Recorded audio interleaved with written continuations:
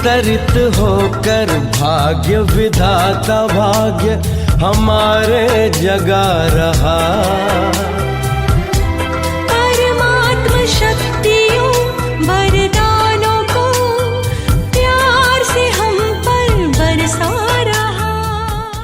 पधारो जी आप हमारे द्वार, पधारो जी आप हमारे द्वार। स्वीकारो निमंत्रण, स्वागत है स्वांगन। पधारो जी आप हमारे द्वार, पधारो जी आप हमारे द्वार। आप लुटाए अनुभव की खान, सबको कराए अमृत का पान। शिव स्मृति में हम करते हैं आपका अभिवादन। पधारो जी आप हमारे द्वार, पधारो जी आप हमारे द्वार। स्वीकारो निमंत्रण, स्वागत है स्वांगन। पधारो जी आप हमारे द्वार। ओम शांति। मोनिका बहन, ओम शांति भैया। Welcome welcome. Thank you so much. Poonam बहन कैसे हैं आप? ठीक है? पूनम बहन का भी बहुत बहुत स्वागत है, स्वागत है, स्वागत है। तो सुभाष भाई, आपका भी दिलो जान से इस सभा में स्वागत है।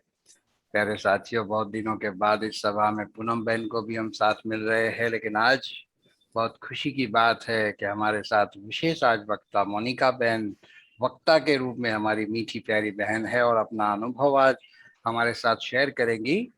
और मैं सोच रहा था मोनिका बहन के बारे में कि कोई व्यक्ति अपने आप को इतना बुलंद कैसे कर सकता है कि इनका परिचय देना हो तो भी बहुत लंबा टाइम चाहिए। तो मोनिका बहन, मैं तो आपका पूरा परिचय नहीं दूंगा क्योंकि फिर बहुत टाइम जाएगा।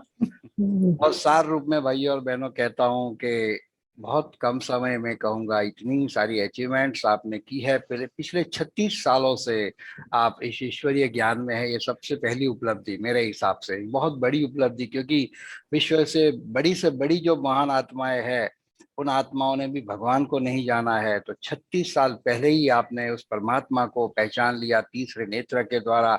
ये सबसे बड़ी उपलब्धि है आपकी। बाकी आप ब्रांड स्टोरी टेलर है, डिजिटल स्ट्रेटेजिस्ट है, और आपने 2 दशकों से भी ज्यादा मैनेजरियल और लीडरशिप पोजीशन पे काम किया है। और वो काम भी कैसे कॉरपोरेशन से साथ किया है, कॉरपोरेट के साथ किया है, Canon, Microsoft, India TV, Wipro, Honda और बहुत सारी दूसरी मल्टीनेशनल कंपनीज के साथ आपने ये काम किया है। और आपको पॉपुलर आईटी मैगजीन ने चुना है 50 most empowering women in business का, आपको खिताब भी दिया हुआ है। और कितनी सुंदर आपकी सोच है। जो कोविड अभी आया, ये जो सारी दुनिया जिससे थम गई, तो आपका ये मानना है कि ये एक अपॉर्चुनिटी सबके लिए लेकर के आया है कि हर कोई अपने अंदर की जांच कर सके, अपने आप को अच्छे से समझ सके, पहचान सके।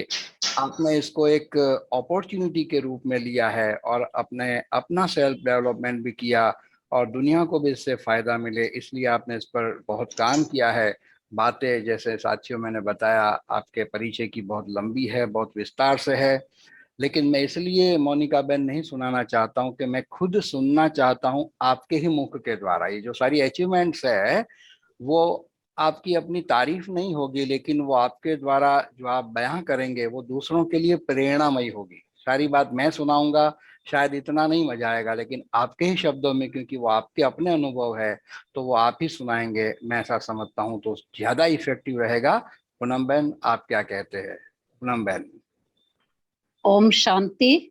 मनीष भाई, आप बिल्कुल ठीक कह रहे हैं, क्योंकि जो इन्होंने इतनी कम उम्र में उपलब्धियां प्राप्त की हैं, तो कैसे राजयोग मेडिटेशन से, शिव बाबा की मदद से और अपनी विल पावर से ये अपनी उन्नति का रास्ता, सेल्फ प्रोग्रेस का रास्ता स्वयं ही बनाती गई, कदम से कदम बढ़ाते हुए, और आज ये इतनी विश्व प्रसिद्ध, विश्व सेवादारी बन गई है कि विश्व की 50 वुमेन्स बिजनेस की लेडीज की लिस्ट में इनका नाम आ गया है।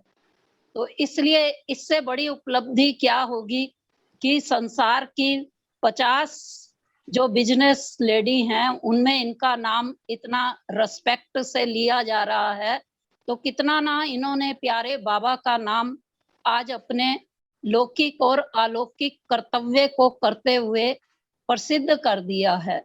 अनेक कोर्स तो आप यज्ञ के लिए करवा ही रही है, इंटेलेक्चुअल लेवल पर सभी लोगों को वीआईपी की भी सर्विस कर रही हैं, लेकिन सबसे बड़ी बात जो आपके अनुभव की हमने देखी, हम भी बाल रूप से ही आपको देख रहे हैं। छोटी सी जब मोनिका थी, तो मैंने पहले भी एक बार बताया था, जब मोहित भाई का एक्सपीरियंस हम सुन रहे थे कि मधुबन की स्टेज पर सबसे पहले इन बच्चों को नाटक करते हुए देखा था कि मनुष्य के पूर्वज देवता थे या बंदर थे, तो उसमें मोनिका को भी देखा था।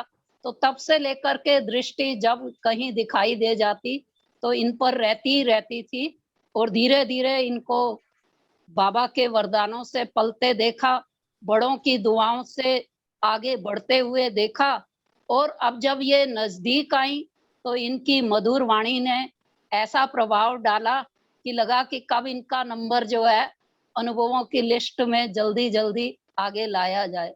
तो आज वो दिवस आ गया जबकि जो भगवान के महावाक्य 100 ब्राह्मणों से उत्तम कन्या, कन्या वो जो 21 कुल का उद्धार करे, तो विशेष नाम आपका भी गायन के रूप में दिखाई दे रहा है। जो इस समय आपके अनुभव हैं उससे और अधिक स्पष्ट हो जाएगा। तो ऐसी विशेष बाबा की स्नेही प्यारी बच्ची का, एक विशेष लौकिक दुनिया के हिसाब की पर्सनालिटी का आज के इस शिव स्मृति चैनल पर तहे दिल से, खुले दिल से जो है स्वागत है। मोनिका बहन का स्वागत है। आर्ट एंड कल्चर विंग के सभी भाई बहनों की ओर से, मधुबन निवासी में तो अपने सुभाष भाई दिखाई दे रहे हैं, वो स्वयं करेंगे ही, तो लेकिन सबकी ओर से मोनिका बहन आपका बहुत बहुत स्वागत है, स्वागत है, स्वागत है। ओम शांति। दीदी वास्तव में, सुभाष वास्तव भाई, में एक मिनट मोनिका बहन, सुभाष भाई आप भी जी वेलकम करो। भाई साहब भी हमारे साथ है, आपको दिखाई दे रहे हैं स्क्रीन पे सुभाष भाई? हाँ जी, हाँ जी। हाँ जी। इनको देख के तो इनको हमें प्रेरणा आती है कि इन्होंने अपने 2 लाल को इतना अच्छा बना दिया। वो जैसे कहावत है ना, गुड़ क्या लेके चीनी चेला हो गया। मैं जब मोहित भाई को स्टेज पे देखता हूँ और मोनिका बहन को देखता हूँ, तो उन्होंने अपनों से भी कितना बढ़िया और अच्छा उनको ट्रेनिंग दिया है, कितना अच्छा बनाया है। और वैसे तो हमारी छोटी बहन है मोनिका, क्योंकि मैं उनको बचपन से, मैं मधुबन में था, ये तो ये जैसे बहन जी ने बताया, ये ड्रामा हर बार कोई ना कोई नया ड्रामा लेके आते थे।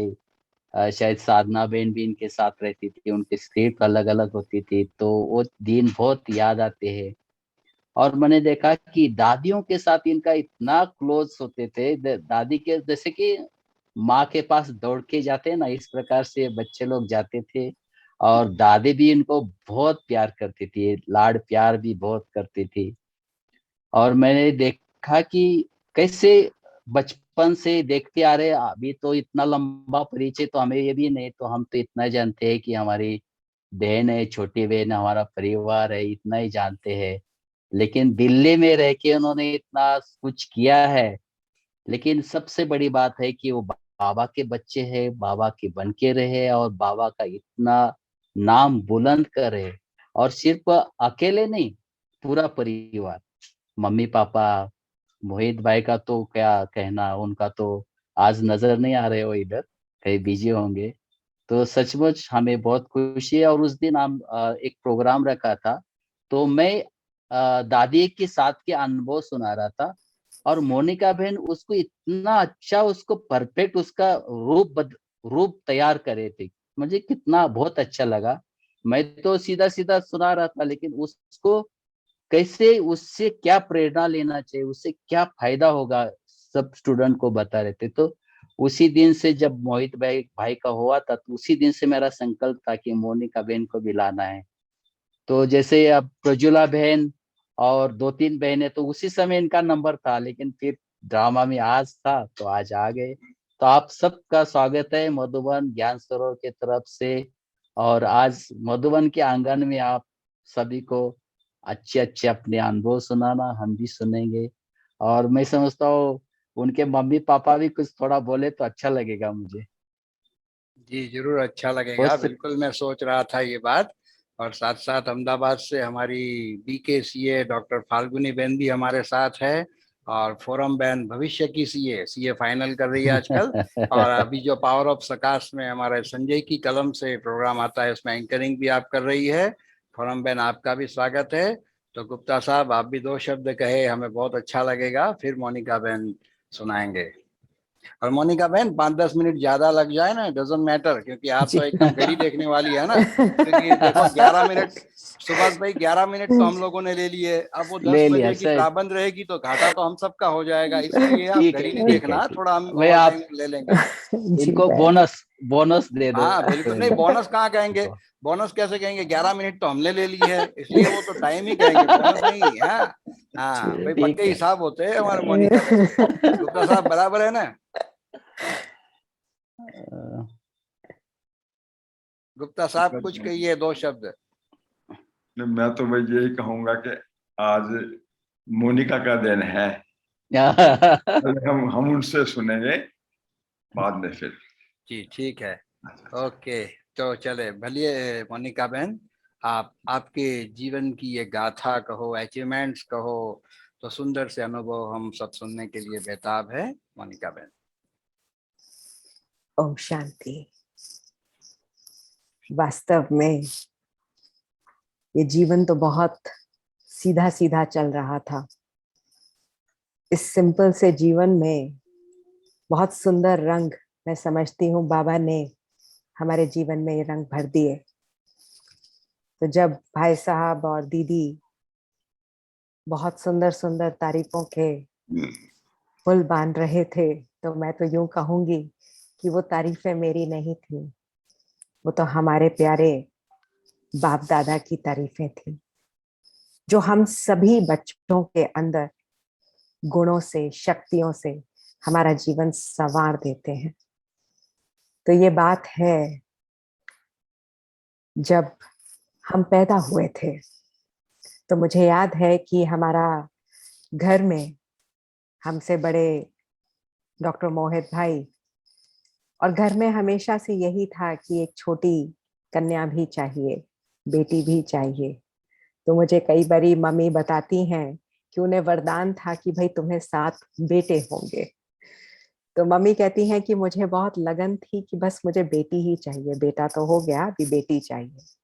तो तुम बड़े नाजों से और बड़े इच्छा से मोस्ट वांटेड चाइल्ड की तरह घर में आए, और जब घर में भी आए तो बहुत अच्छा घर में संपन्नता और संपूर्णता भी हुई। तो जब भैया घर में जन्मा तो हमारे घर में थोड़ा रेवोल्यूशन आया इन अ वे कि हमारी लौकिक दादी बुआ वगैरह ज्ञान में चले, और फिर तत्पश्चात कैसे कैसे हमारी जिंदगी परिवर्तित हुई। तो ये बात है सन 1980s की, 80 की, जब हमें फर्स्ट टाइम माउंट आबू जाने का मौका मिला। हम बहुत छोटे थे उस समय, किसी कारणवश हमारे फादर वो नहीं जा पाए थे, वो नहीं जा पाए थे। तो जब हम गए मधुबन तो हम तो बहुत छोटे छोटे थे। तो मुझे कुछ लम्हे ही याद हैं, क्योंकि एक 3-4 साल के बच्चे को उस समय कुछ ज्यादा तो नहीं होता, लेकिन हमारा जो वो मुलाकात थी बड़ी दीदी जी के साथ, वो मुलाकात मेरे मानस पटल पर अभी भी वैसे ही तरोताजा है जैसे कि वो कल की सी बात है। यज्ञ में जो सबसे सुंदर चीज जो मुझे अट्रैक्ट करी, और शायद वो किसी भी बच्चे को करती है, वो है प्यार। दीदी का वो प्यार, गोदी में उठाना, और कैसे गोदी में उठा कर के बच्चे को बिस्तर पे बिठाना और उसको बहुत सुंदर एक पिंक कलर का डॉट्स वाला, फ्लावर्स वाला वो फ्रॉक पहनाना, जैसे कि किसी प्रिंसेस को बड़ी दीदी तैयार कर रही हैं। और तैयार करने के बाद वो एक छोटी सी गुड़िया उन्होंने मेरे हाथ में दी। तो मुझे अभी भी वो स्मृति जब आती है तो लगता है कि जिनको भगवान की पालना मिली, जिन्हें भगवान प्यार करता है, जिन्हें पूरा संसार की आत्माएं आज याद करती हैं, उन्होंने हमारा श्रृंगार किया। तो वो पल मेरे मानस पटल पर आज भी तरोताजा है। तो वास्तव में हम उस समय तो बस खेल पाल से चले, लेकिन ज्ञान में हम उतना नहीं चले थे, पूरा परिवार नहीं चला था। 1985 में हम ज्ञान में आए। और वो बात है कि जब बहुत बारी हमारी अक्सर हम टिकट कैंसिल करा दिया करते तो हम अपनी बुआ को बहुत छकाते थे। तो एक बारी की बात है कि बुआ ने कहा, भाई सब लोग, भारत का राष्ट्रपति भी ज्ञानी जैल सिंह भी उस साल होकर के आए थे, तो भाई हमारे घर का प्रेसिडेंट कब चलेगा। तो मेरे फादर को उन्होंने बड़े प्यार से मुस्कुराते हुए बोला। तो हमने कहा कि भाई हमें पिकनिक या हमें वेकेशंस पे तो जाना ही होता है, तो पापा इस बारी उनके साथ ही चलते हैं, बुआ के साथ। तो हम लोग वहां गए और बहुत सुंदर, मतलब just to not go in details, but वहां जाकर के ऐसा लगा जैसे एक नई दुनिया में हम आ गए। उस घर में, उस आंगन में प्रवेश करते ही एक सबसे सुंदर फीलिंग कि परिवार, प्यार, और सबसे सुंदर चीज जो मुझे लगी पर्सनली, जिसने मुझे बहुत अट्रैक्ट किया, वो थी पवित्रता। बिकॉज बचपन से ही मुझे पवित्रता बहुत प्यारी थी। और ऐसा एक वातावरण जहां जाकर के आपको भय नहीं लगता, आपको ऐसा लगता है जैसे यू आर बैक होम। एक बच्चा जो वैसे अपने मम्मी डैडी को नहीं छोड़ेगा, उनके साथ साथ हाथ पकड़ करके चलेगा, लेकिन वहां यज्ञ में जाते ही I was on my own.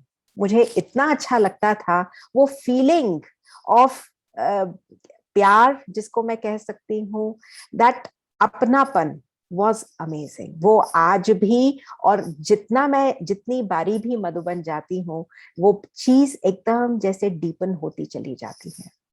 तो वो चीज मुझे सबसे ज्यादा अट्रैक्ट की इस ज्ञान में। और हम तो फिर भी बहुत छोटी थी, इवन 85 में भी लगभग 9 वर्ष की रही होंगी। तो जब हम चले ज्ञान में तो धीरे धीरे, जैसे भाई साहब ने भी बताया, कि बड़ों का संग हमको बहुत मिला। न केवल प्यार ने, अपितु जो बाबा की मुरली है उसके प्रति जो एक डीप अट्रैक्शन था। जैसे ही हम मधुबन के बाद यहाँ वापस आए तो हमारा जो लालन पालन, जिसको हम ये कहें कि ज्ञान में जो हमारा ये जीवन आगे चला, वो था शक्ति नगर में, वर्ल्ड का सबसे पहला सेंटर, जहाँ जगदीश भाई साहब और स्वयं चक्रधारी दीदी की संरक्षण में हमारा पालन पोषण हुआ। तो मुझे आज भी वो बात याद आती है कि दीदी ने मम्मी से पूछा कि भाई आप तो ज्ञान में चल रहे हो, क्या आप अपने बच्चों को ये मुरली सुनाते हो? हाँ, उन्हें भी ऐसी ऐसी चीजें सब समझाते हो? क्योंकि it is very important as parents. हम तो बहुत अच्छा चलते हैं, लेकिन हमको लगता है अभी ये छोटे इंस्ट्रूमेंट्स हैं, इनको हम क्या सुनाएं, जब बड़े हो जाएंगे तब सीख लेंगे। पर इस बात को हमेशा से हमारे पेरेंट्स ने भी इस बात को हमेशा समझा कि भले इंस्ट्रूमेंट्स छोटे हैं, लेकिन आत्मा संपूर्णतः विकसित है। तो जब हम छोटेपन में ही बच्चों के अंदर वो अच्छे गुण, अच्छी शक्तियां उनके अंदर सजा देते हैं। वो बच्चों के अंदर वो कलाएं और वो गुण से हम भर देते हैं जीवन। उनको एक अंडरस्टैंडिंग ज्ञान के माध्यम से जब मिल जाती है तो उनका जीवन बहुत ब्यूटीफुल हो जाता है। एंड दैट्स एग्जैक्टली व्हाट हमारे पेरेंट्स ने किया हमारे साथ। उन्होंने हमें इस ज्ञान की समझ दी और समझ के साथ साथ एम्पावर किया। जिस प्रकार एक पॉटरमैन होता है ना, वो अपने बच्चों को अपने जैसे चाक पे रखे हुए मिट्टी के बर्तन को शेपिंग देता है, और जब वो शेप अच्छी नहीं आती तो उसको टाइट रीति से शेपिंग देता है, लेकिन जब शेप देता है तो धीरे धीरे पानी भी लगाता जाता है और अंदर से थपथपाता भी जाता है। उसी प्रकार जैसे बाबा और हमारे लौकिक पेरेंट्स ने भी हमारे साथ ऐसे ही किया। हर चीज के लिए ओपन फ्रीडम दी, लेकिन उसके बाद हल्का सा एक अंडरस्टैंडिंग कि बच्चे देखो ये करोगे तो ऐसा है, ऐसा करोगे तो वैसा है, माना एक डीप अंडरस्टैंडिंग हमको दी। तो उससे जो हमारा एक उठान था, एक जो हमारी अंडरस्टैंडिंग थी, वो और डीप होती चली गई, विच वॉज वेरी ब्यूटिफुल। तो ये धीरे धीरे ये सिलसिला चलता चला गया, और जब भी हम मधुबन में जाते तो जीवन में बड़ों का प्यार, जिसको हम कहते हैं, बहुत मिला। मुझे याद है मैं डिस्लेक्सिक थी। डिस्लेक्सिक अर्थात पढ़ने लिखने में शब्दों का डांस होना, समझ ना आना, कॉन्टेम्पलेट नहीं करना। तो लोग अक्सर कहा करते थे कि भाई तुम्हारा भाई तो बड़ा इंटेलिजेंट है, तुम क्यों नहीं पढ़ती, तुम्हारा ध्यान कहाँ रहता है। तो अक्सर बाबा जो मेरे मित्र भी हैं, जो मेरे फादर भी हैं, और बाबा के साथ मेरा एक बहुत सुंदर रिलेशन है। तो सारी दुनिया जहान की कोई लड़ाई झगड़ा कुछ भी करना है तो वो सब बाबा के साथ है। तो मैं बाबा को कहती थी कि बाबा मेरा ध्यान कहाँ है, पढ़ती तो मैं बहुत हूँ लेकिन मेरे मार्क्स ही नहीं आते, और हर कोई मुझे ऐसे ताने मारता रहता है कि भाई तुम्हारे मार्क्स नहीं आते। तो बाबा अक्सर, मुझे ऐसा लगता था जैसे कहते थे कि बच्ची बहुत अच्छा है, सब कुछ बहुत अच्छा है, सब कुछ बहुत अच्छा हो जाएगा, तो रिलैक्स रहा कर। तो मुझे लगता था बाबा रिलैक्स कैसे रहे, अभी ये मार्क्स नहीं आते तो रिलैक्स कोई कैसे रह सकता है। तो ऐसी नाप झोंक चलती रहती थी। अक्सर फिर हमारे टीचर्स भी हमको कहते थे कि भाई तुम गाना नहीं गा सकते, तुम डांस नहीं कर सकते, तुम ये नहीं कर सकते। तो स्कूल में जाते ही ऐसा लगता था जैसे कि एनर्जी लेवल्स एकदम लो हो जाते हैं। पर वही बच्चा जब मधुबन में जाता था तो मुझे आज भी याद है, शक्ति नगर हमेशा क्लीन स्वीप, बच्चों के प्रोग्राम में कोई भी अगर हमारा कंपटीशन है, clean sweep results Shakti Nagar को जाते थे। सब बच्चे शक्ति नगर के फर्स्ट सेकंड सारे मार्क्स हम लोगों को मिलते थे। और यहाँ तक कि मुझे अभी भी वो चीज याद है, जब ऑलराउंडर स्टूडेंट का अवार्ड मिला था तो दादी के सामने जब मेरा नाम लिया गया तो मुझे लिटरली आंसू आ गए थे कि मैं कैसे हो सकती हूँ। और बहुत सुंदर कि हर तरीके से। तो यज्ञ में वर्सेस अगर मैं हमारा लौकिक जीवन देखूं तो यज्ञ में जो हमारी पालना हुई वो वरदानों से होती है, ब्लेसिंग से होती है और पॉजिटिविटी से होती है। हर आत्मा का बेहतरीन कैसे निकाला जाए वो इस ज्ञान में सिखाया जाता है। उसका एक सिंपल जीता जागता एग्जाम्पल यदि आप देखें तो वो है हमारी मुरली, मीठे बच्चे। कैसे बाबा रोज मीठे बच्चे, प्यारे बच्चे, लाडले बच्चे कह करके सुनाते हैं। ऑन द कॉन्ट्रेरी कई बारी स्कूल्स में हमेशा नेगेटिविटी, तुम ये नहीं कर सकते, तुम ये नहीं कर सकते। हाँ, सिख तो है ही बच्चा, लेकिन हम उसको कह करके हम उसको और नीचे ले आते हैं। तो यज्ञ में हर चीज में, चाहे वो नृत्य कला हो, चाहे वो नाटक हो, चाहे वो स्पीचेस हो, हर चीज में बहुत अच्छा परफॉर्मेंस रहता था। फिर धीरे धीरे जब ये तकलीफ होने लगी ज्यादा पढ़ाई के अंदर और हम बड़ी क्लासेस में गए, तो मैंने इस डिसलेक्सिया को, जिसमें कि पढ़ने लिखने और कंसंट्रेशन की तकलीफ रहती है, इसको मैंने मेडिटेशन से क्योर करना शुरू किया। क्योंकि जब ये बात समझ में आ गई कि वास्तव में कोई भी चीज, कोई भी बीमारी यदि शरीर में है तो गाड़ी में तकलीफ है, लेकिन गाड़ी को चलाने वाला जो ड्राइवर है, जिसे हम आत्मा कहते हैं, वो एकदम परफेक्ट है। तो जब ये अंडरस्टैंडिंग डीप जहन में आ गई, जो कि धीरे धीरे ज्ञान में चलते चलते ये अंडरस्टैंडिंग समझ में आती गई, जब ये बात समझ में आई कि मैं तो बिल्कुल ठीक हूं, ये तो गाड़ी है, ये पुरानी है, ये टूटी फूटी है, लेकिन मुझे गाड़ी चलानी आती है। तो मैंने अपने आप को पॉजिटिव अफर्मेशन से कि मैं कर सकती हूं, मैं बिल्कुल ठीक हूं, भगवान मेरा साथी है, और उसको साथी बनाते हुए, उसको अपनी गाड़ी का सारथी बनाते हुए ये गाड़ी बहुत सुंदर स्टीयर होने लगी। जो बच्चा स्कूल में लटक लटक करके पास होता था, उसने बहुत सुंदर एडमिशन लिया। और उस एडमिशन की बात भी मैं जरूर आप सबके साथ शेयर करना चाहूंगी कि कैसे उस एडमिशन की संकल्प भी आया। तो ये बात है हमारी बहुत पुरानी, जिसमें कि हमारा दादियों के साथ बहुत प्यारा और मीठा संबंध था। दादी गुलजार दिल्ली की हेड थी, और दादी गुलजार के पास तो बहुत अक्सर आना जाना होता था, या दादी घर पे भी बहुत आया करती थी। तो क्योंकि घर में सभी डॉक्टर्स थे, तो हमने और कोई प्रोफेशन कभी देखा ही नहीं था, और हमको लगता था शायद हम भी मेडिकल करेंगे, लेकिन पढ़ने लिखने में इतनी तकलीफ होती थी। तो दादी से जब मम्मी ने कहा कि दादी इसको क्या कराऊं, इसे तो पढ़ाई नहीं होती है, तो दादी ने कहा मंजू, वो आजकल एक नई चीज आई है कंप्यूटर, तो इसे कुछ कंप्यूटर में करा। एंड आज दिन तक ये एक ऑनेस्ट कन्फेशन है कि मैंने कंप्यूटर्स में कोई फॉर्मल डिग्री नहीं ली है, और आज हम बड़ी बड़ी सॉफ्टवेयर कंपनीज को इसकी कंसल्टेंसीज देते हैं।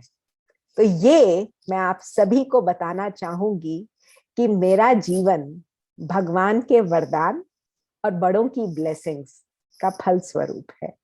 तो मैं करती इतना हूं और बाबा इतना उसको बना देते हैं। ये भगवान के प्रति प्यार है, ये भगवान का रिगार्ड है, जो उसने इस जीवन को इतना सुंदर सजा दिया है। तो अक्सर हम जब बड़ी दादी के पास जाते थे, तो मैंने दादी के 4 स्वरूप बहुत सुंदर रीति से देखे, नजदीकी देखे। जब दादी एज अ टीचर कुर्सी पर आती थी, माना संदली पर बैठती थी, तो एक अलर्ट, एक्टिव और बहुत फोकस्ड टीचर की तरह पढ़ाती थी। व्यर्थ का चिंतन, व्यर्थ का डिस्कशन कभी नहीं। मुरली को रिवाइज कराना, ये सब दादी से हमने देखा और सीखा। दादी एज अ स्टूडेंट, ये मैं बड़ी दादी प्रकाशमणि दादी की बात कर रही हूँ। बड़ी दादी जब बाबा के समक्ष बैठकर मुरली सुनती थी, हमने वो सीन भी देखा है 85, 86, 87 में, जब दादी जमीन पर, पट पर बैठती थी और आलती पालती मार करके बाबा सामने बैठे हैं संदली पर, और दादी नीचे बैठ करके एक अलर्ट एक्टिव स्टूडेंट की तरह मुरली खुद लिखा करती थी। इवन इफ मुरली मिल जाएगी साइक्लोस्टाइल होकर के, लेकिन दादी हमेशा मुरली लिखती थी। दादी एज अ वंडरफुल मदर, मैं यहाँ पर आपको एक बहुत सुंदर अपना अनुभव सुनाना चाहूंगी। हमें दादी से बेहद प्यार था, और हमें पता चल जाए कि दादी अभी बाहर निकलने वाली है, तो मैं और भैया वहीं खड़े हो जाते थे। तो मुझे याद आता है मधुबन का वो सीन, जब जिसको हम चांदनी चौक कहते हैं, तो वहां हम खड़े थे और हमें पता था दादी अभी बाहर निकलेगी। और जैसे ही दादी बाहर निकली, तो दादी ने देखा ये दोनों छुटके बुदके ऐसे खड़े हुए हैं। तो दादी ने यूं देखा, वहां बड़ा सा घड़ियाल लगा हुआ है, और दादी ने घड़ी को देखा, वहां 10 बज रहे थे। दादी ने कहा बच्चे लोग अभी सोए नहीं? हमने कहा नहीं दादी, आपका वेट कर रहे थे। दादी का वेट कर रहे थे। तो दादी आप बाहर निकलेंगी ना, तो आपको गुड नाइट करके जाएंगे। अरे वाह वाह वाह। तो दादी ने हम दोनों को ऐसे करके बाहों में भर लिया। तो कहती हैं देखो बच्चे, 10 बजे के बाद घर से बाहर नहीं रहते अच्छे बच्चे, तो चलो चलो अपने अपने कमरे में जाएंगे, पर कमरे में जाने से पहले बाबा को गुड नाइट करेंगे। तो आप गुड नाइट करेंगे? हमने कहा हाँ जी दादी। चलो चलो दादी के साथ चलो, बाबा को गुड नाइट करेंगे, उसके बाद हम जाकर के अपने अपने रूम्स में सो जाएंगे। तो वो जो 10 तो बस दादी ने उस समय हमको सिखा दिया कि कभी भी उसके बाद घर के बाहर नहीं घूमना, फालतू नहीं घूमना। और वो चीजें, बचपन की चीजें बच्चों के मानस पटल पर हमेशा छप जाती है। तो वो अमिट छाप हमारे जीवन में छप गई।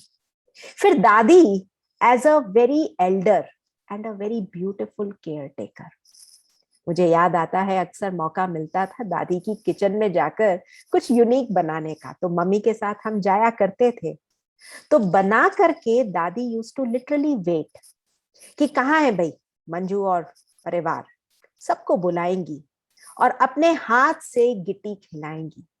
तो वो जो प्यार, वो जो दुलार, वो जो पालना यहाँ है ना अंदर, तो उसको लगता है कि जैसे दिल खोल करके, कहते हैं ना कि हनुमान ने दिल खोला तो उसके दिल में राम था, हमारे दिल में भी शायद कोई खोले तो बहुत सारा प्यार भगवान के प्रति, भगवान के बच्चों के प्रति, भगवान के रत्नों के प्रति है कि दिल करता है कि बस सब लोग ले ले। फिर मुझे याद आता है कि हमको शुरू से आज 36 साल हुए हैं ज्ञान में, लेकिन एक दिन भी याद नहीं आता कि हमने कभी मुरली मिस करी हो, क्योंकि बाबा से अटूट प्यार है, अर्थात मुरलीधर से अटूट प्यार है।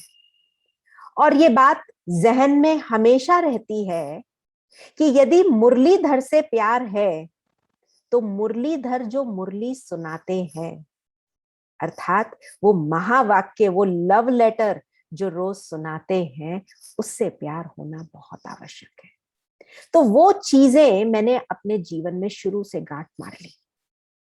और न केवल वो जो डिस्लेक्सिक मोनिका थी वो धीरे धीरे ठीक होने लगी, क्योंकि ये जो मोनिका भगवान की बच्ची बनी, उसने सदैव मुरली से एक एक पॉइंट अपने लिए जिंदगी में, डेली की मुरली का एक पॉइंट अपनी जिंदगी में निकालना शुरू किया। चाहे एग्जाम है, चाहे कुछ भी है। जब मैं अपने बायोमेडिकल इंजीनियरिंग में आई, तब मैंने रोज पढ़ती थी टेबल पे, और टेबल पे एक पॉइंट अपना स्टिकी नोट बना करके लगा लेती थी कि भाई आज के दिन में मुझे ये चीज पे ध्यान देना है। और वो बच्चा जो पहले लटक के पास होता था, वो फर्स्ट 10 में आया, और कैसे फर्स्ट 10 से टॉप 3 में आ गया। ये बाबा ने मुझे मदद करी मेरी कंसंट्रेशन को इंक्रीज करने में। कंसंट्रेशन शब्द की सही समझ मैंने ज्ञान से सीखी। जब मन और बुद्धि एक डायरेक्शन में चल रहे हैं, ये गाड़ी के दो पहिए हैं, जब दोनों सेम डायरेक्शन में चलेंगे तो कंसंट्रेशन होगी। तो मन को भी मित्र बनाना सीखा और बुद्धि को भी उसी डायरेक्शन में। तो जब खेलती थी तो जी भर के खेलती थी, और जब पढ़ती थी तो जी भर के पढ़ती थी। तो थोड़ा भी पढ़ती थी तो वो चीज समझ में भी आती थी, और वो चीज बहुत क्लियरली हम रिप्रोड्यूस भी कर पाते थे।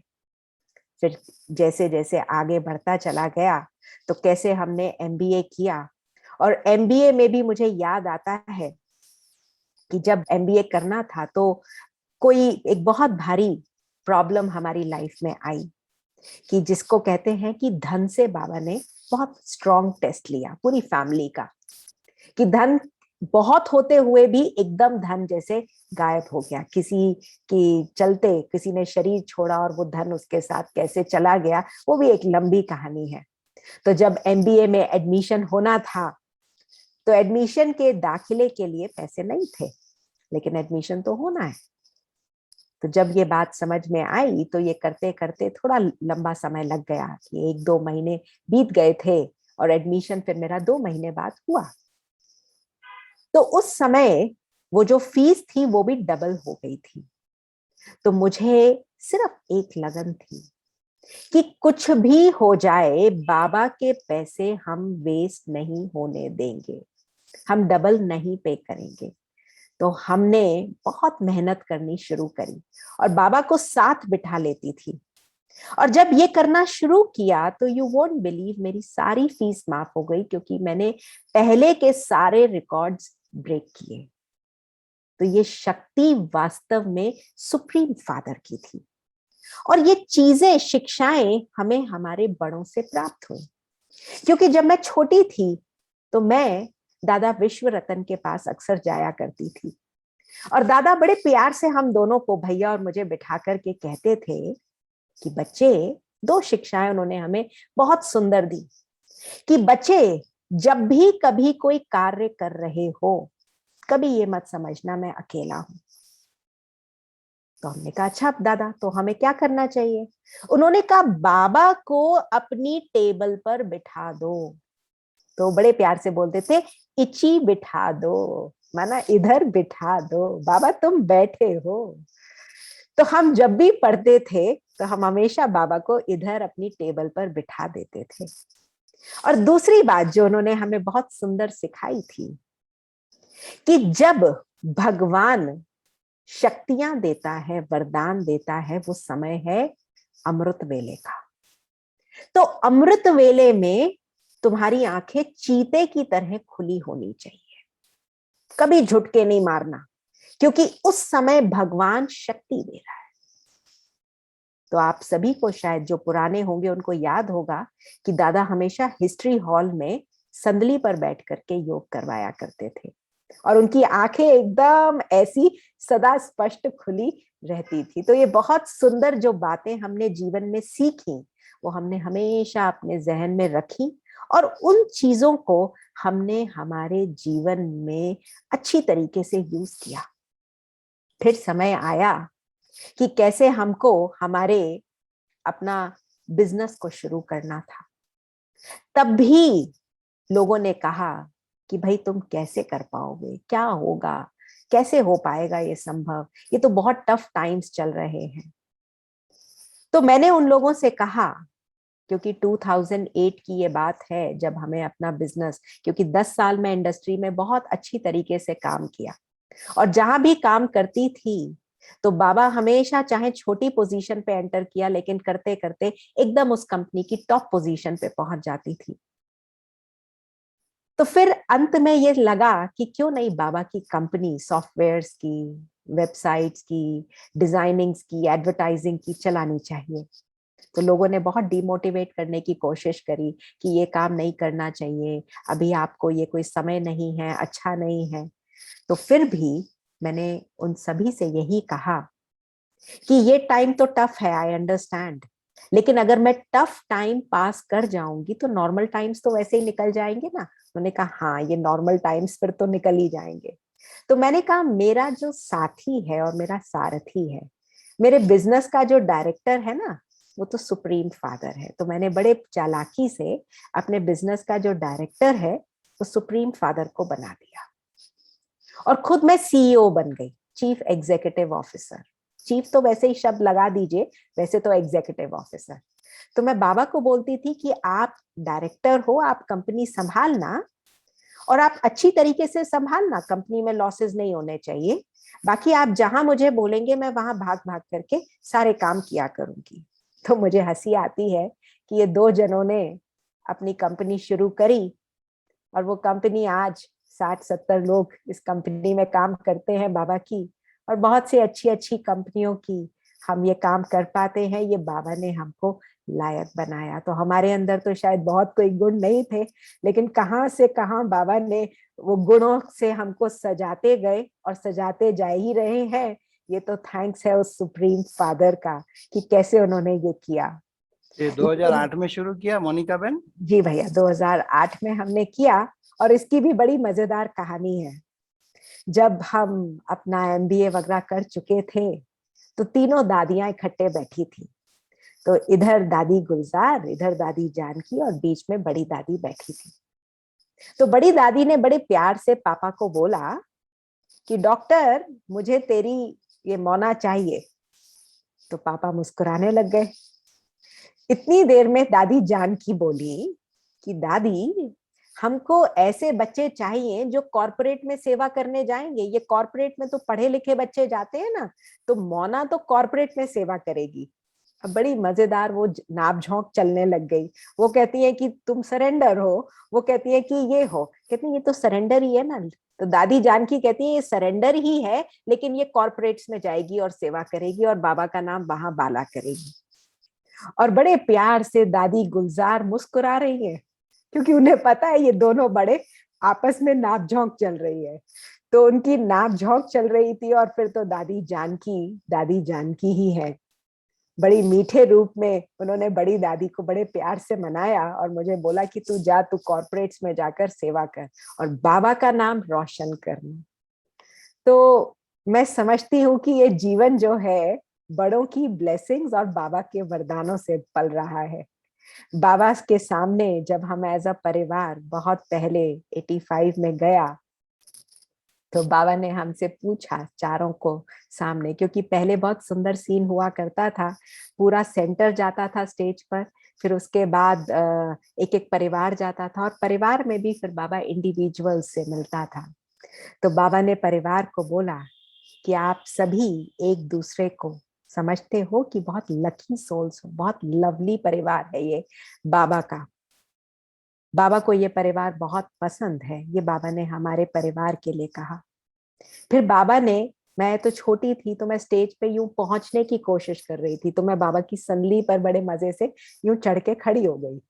तो बाबा ने मुझे प्यार से देखा और बोला कि ये तो मेरी योगी आत्मा है। तो वो वरदान योगी का ऐसा मिला कि अभी योग बचपन से ही बहुत खुशी से लगाना आ गया है, कि कैसे सेकंड में बाबा जहां बिठा देता है और बड़े प्यार से हम ये बाबा का कमेंट्री कहो या कुछ भी, तो मुझे लगता है कि ये तो वरदान है, और वरदान को आप जितना यूज करोगे वो फलीभूत होता चला जाता है। और हर साल का नियम था कि भगवान के बच्चे हैं, तो मैंने अपने आप से ना इस बात को स्पष्ट कर दिया था, क्लियर था मेरे जहन पे। चाहे दादी को कैंसर हुआ और उस साल दादी फिजिकली माना बच्चे स्टेज पर नहीं आए थे, लेकिन मेरे जहन में एक बात सदैव से क्लियर थी कि भगवान धरा पर केवल एक बार ही आता है, और बड़ों ने भगवान की डायरेक्ट पालना ली है, तो मैं क्यों पीछे रहूं? मुझे भी बाबा से डायरेक्ट पालना चाहिए, मुझे भी भगवान का उतना ही सानिध्य चाहिए। तो ये चीज मेरे जहन में बचपन से बहुत डीप रूटेड थी।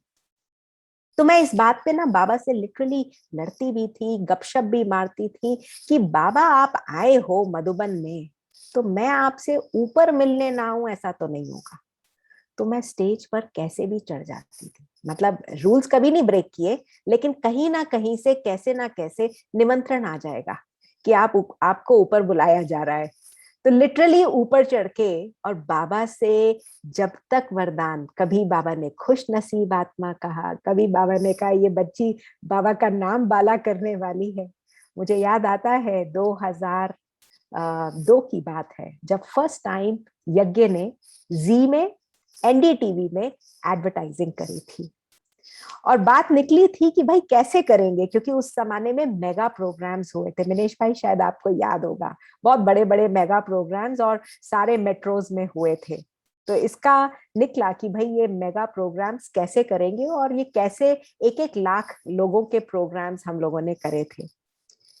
तो हम जी में और एनडीटीवी में उनके डायरेक्टर से जाकर मिलके आए, एंड बड़ी मजे की बात कि उनको कितनी प्यार की भासना आई कि उन्होंने अपनी जो फीस थी वो लिटरली 75% फ्लैट काट दिया, और उन्होंने कहा कि आप बस चीज को यूज करिए, और यूज करते हुए भी जैसे अगर 10 स्लॉट्स दिए तो करते करते उसको भी मल्टीप्लाई करके 20 स्लॉट्स कर दिए।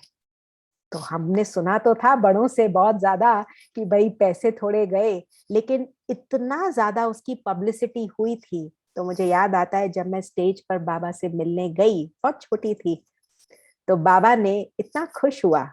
पहले तो बाबा ने बहन को बोला कि टोली दो, तो उन्होंने उनके हाथ में, बाबा के हाथ में एक लड्डू रख दिया। बाबा ने लड्डू मेरे हाथ में रखा, बाबा ने बहन को बोला टोली दो, तो बहन ने एक लड्डू और रख दिया। बाबा ने कहा टोली थोड़ी और दे दो, तो बाबा ने मुट्ठी भर के वो मेरे हाथ में यूं रखा, मुझे अभी भी वो सीन याद आता है तो बहुत अच्छा लगता है।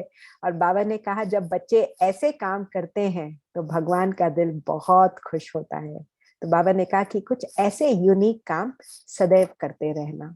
तो वो बाबा ने हमको एक बहुत सुंदर प्रेरणा उस समय दी थी।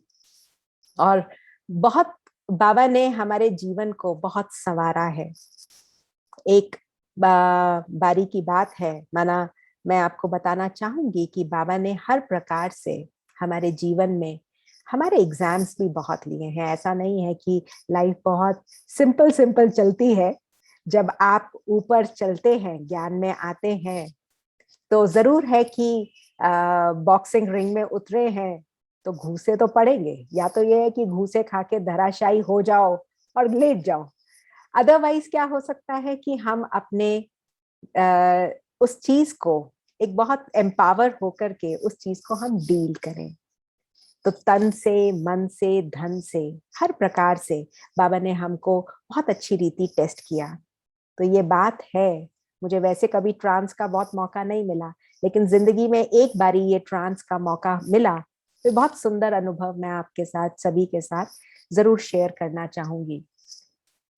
तो ये बात है जब मोहित भाई बहुत सिक हुए थे, उनको ब्रेन में ट्यूबरकुलोमास हो गए थे और फिट्स आते थे। और अक्सर परिवार के लिए कहा गया है कि भाई ये तो चतुर्भुज हैं, जहां जाएंगे चारों ही इकट्ठे और एक मत के हैं। तो जहां भी जाएंगे अगर एक नहीं होगा तो दूसरे के लिए पूछेंगे भाई वो कहाँ है, वो अच्छा पीछे से आ रहा है। तो ऐसा अक्सर मधुबन में कहा जाता है। तो फिर छोटी तो मैं बहुत थी और ये समय था सुनामी का, जब नीचे उड़ीसा में सुनामी आई थी। तो मुझे याद आता है कि जब ऐसा हुआ तो मैं बहुत रोती हुई बाबा के पास पहुंच गई, क्योंकि किसी ने कहा था कि आपके फादर भी बहुत सिक हैं, उनके हाथ में कुछ तकलीफ है। तो जैसे एक छोटे बच्चे को ज्यादा समझ तो आता नहीं, क्योंकि मेरा मेडिकल तो था नहीं, तो मैं जाकर के बाबा के आगे जोर जोर से रोने लग गई। क्या है बाबा, जब रहेंगे ही नहीं तो चतुर्भुज कैसे कहलाएंगे। तो ये बस कहते कहते मैं रो ही रही थी कि ऐसा लगा जैसे बाबा ने मेरी बुद्धि ऊपर खींच ली है। और बहुत सुंदर बाबा मुझे एक बहुत सुंदर गार्डन में ले गए। और गार्डन में, माना मुगल गार्डन्स भी क्या होंगे, इतने सुंदर सुंदर प्लांट्स, इतने सुंदर पक्षी, और जैसे बाप दादा का हाथ पकड़ करके मैं जैसे चल रही हूँ। I was literally on the top of the world. तो चलते चलते बहुत मजा आ रहा है, बाबा से बड़ी गपशप चल रही है। कहाँ वो रोने वाला सीन, वो कुछ याद नहीं था, अभी मैं बाबा के साथ थी। सडनली वो सीन बदला और ऐसा जैसे सुनामी का सीन दिखाई दिया। लाशें पड़ी हुई थी, सड़ी हुई लाशें, सारे में बदबू ही बदबू। तो एक छोटा बच्चा क्या करेगा, अपने फादर को चिपक जाएगा और पकड़ लेगा टाइट। तो मैं रोने लगी और मैंने बाबा को कहा, बाबा आप ये कहाँ ले आए। तो बाबा बड़े प्यार से मुस्कुराए और मुझे बिठा करके बोले कि बच्चे, देख देख रहे हो आज संसार में क्या हो रहा है। तो मैं चुप हो गई। न्यूज तो हम सुनते हैं ना, नीचे उड़ीसा में कितनी सुनामी आई है, कितने लोग मर रहे हैं, कितनी जान और मान हानि हो रही है। मैंने कहा जी बाबा। तो संकल्प चलता है उनके लिए कि हमें कुछ करना चाहिए। तो जैसे बाबा मुझे बड़े प्यार से समझा रहे थे कि जरा सा फैमिली में थोड़ा ऊपर नीचे हुआ तो कितना रुदन मचा दिया, और नीचे जो हमारे ही भाई बहन मर रहे हैं उनके प्रति कुछ फीलिंग नहीं आती है। तो बाबा ने मुझे एक बहुत डीप थॉट प्रोसेस दे दिया कि मैं क्या कर रही हूँ, मुझे अपने ऊपर ही इतनी शर्म आई। उसके बाद बाबा ने मुझे एक और सीन दिखाया, तीसरा सीन दिखाया। बाबा मुझे एक बहुत सुंदर फैक्ट्री में लेकर गए। उस फैक्ट्री में शो पीसेस का निर्माण होता था, और शो पीस एक बेल्ट पर चलते थे।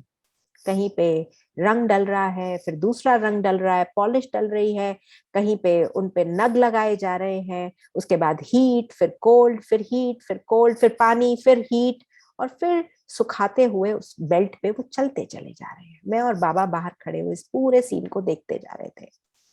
कुछ शो पीसेस इस पूरे खेल में टूटते जा रहे थे, बेल्ट पे टूटते थे और गिर जाते थे। कुछ ही पूरे को पास करते जा रहे थे, और उस कुछ में से भी एक व्यक्ति वहां टेस्टर जो खड़ा हुआ उसमें से एक परफेक्ट पीस को निकालता, उसको कपड़ा मारता और अपने मालिक के पास ले जाता।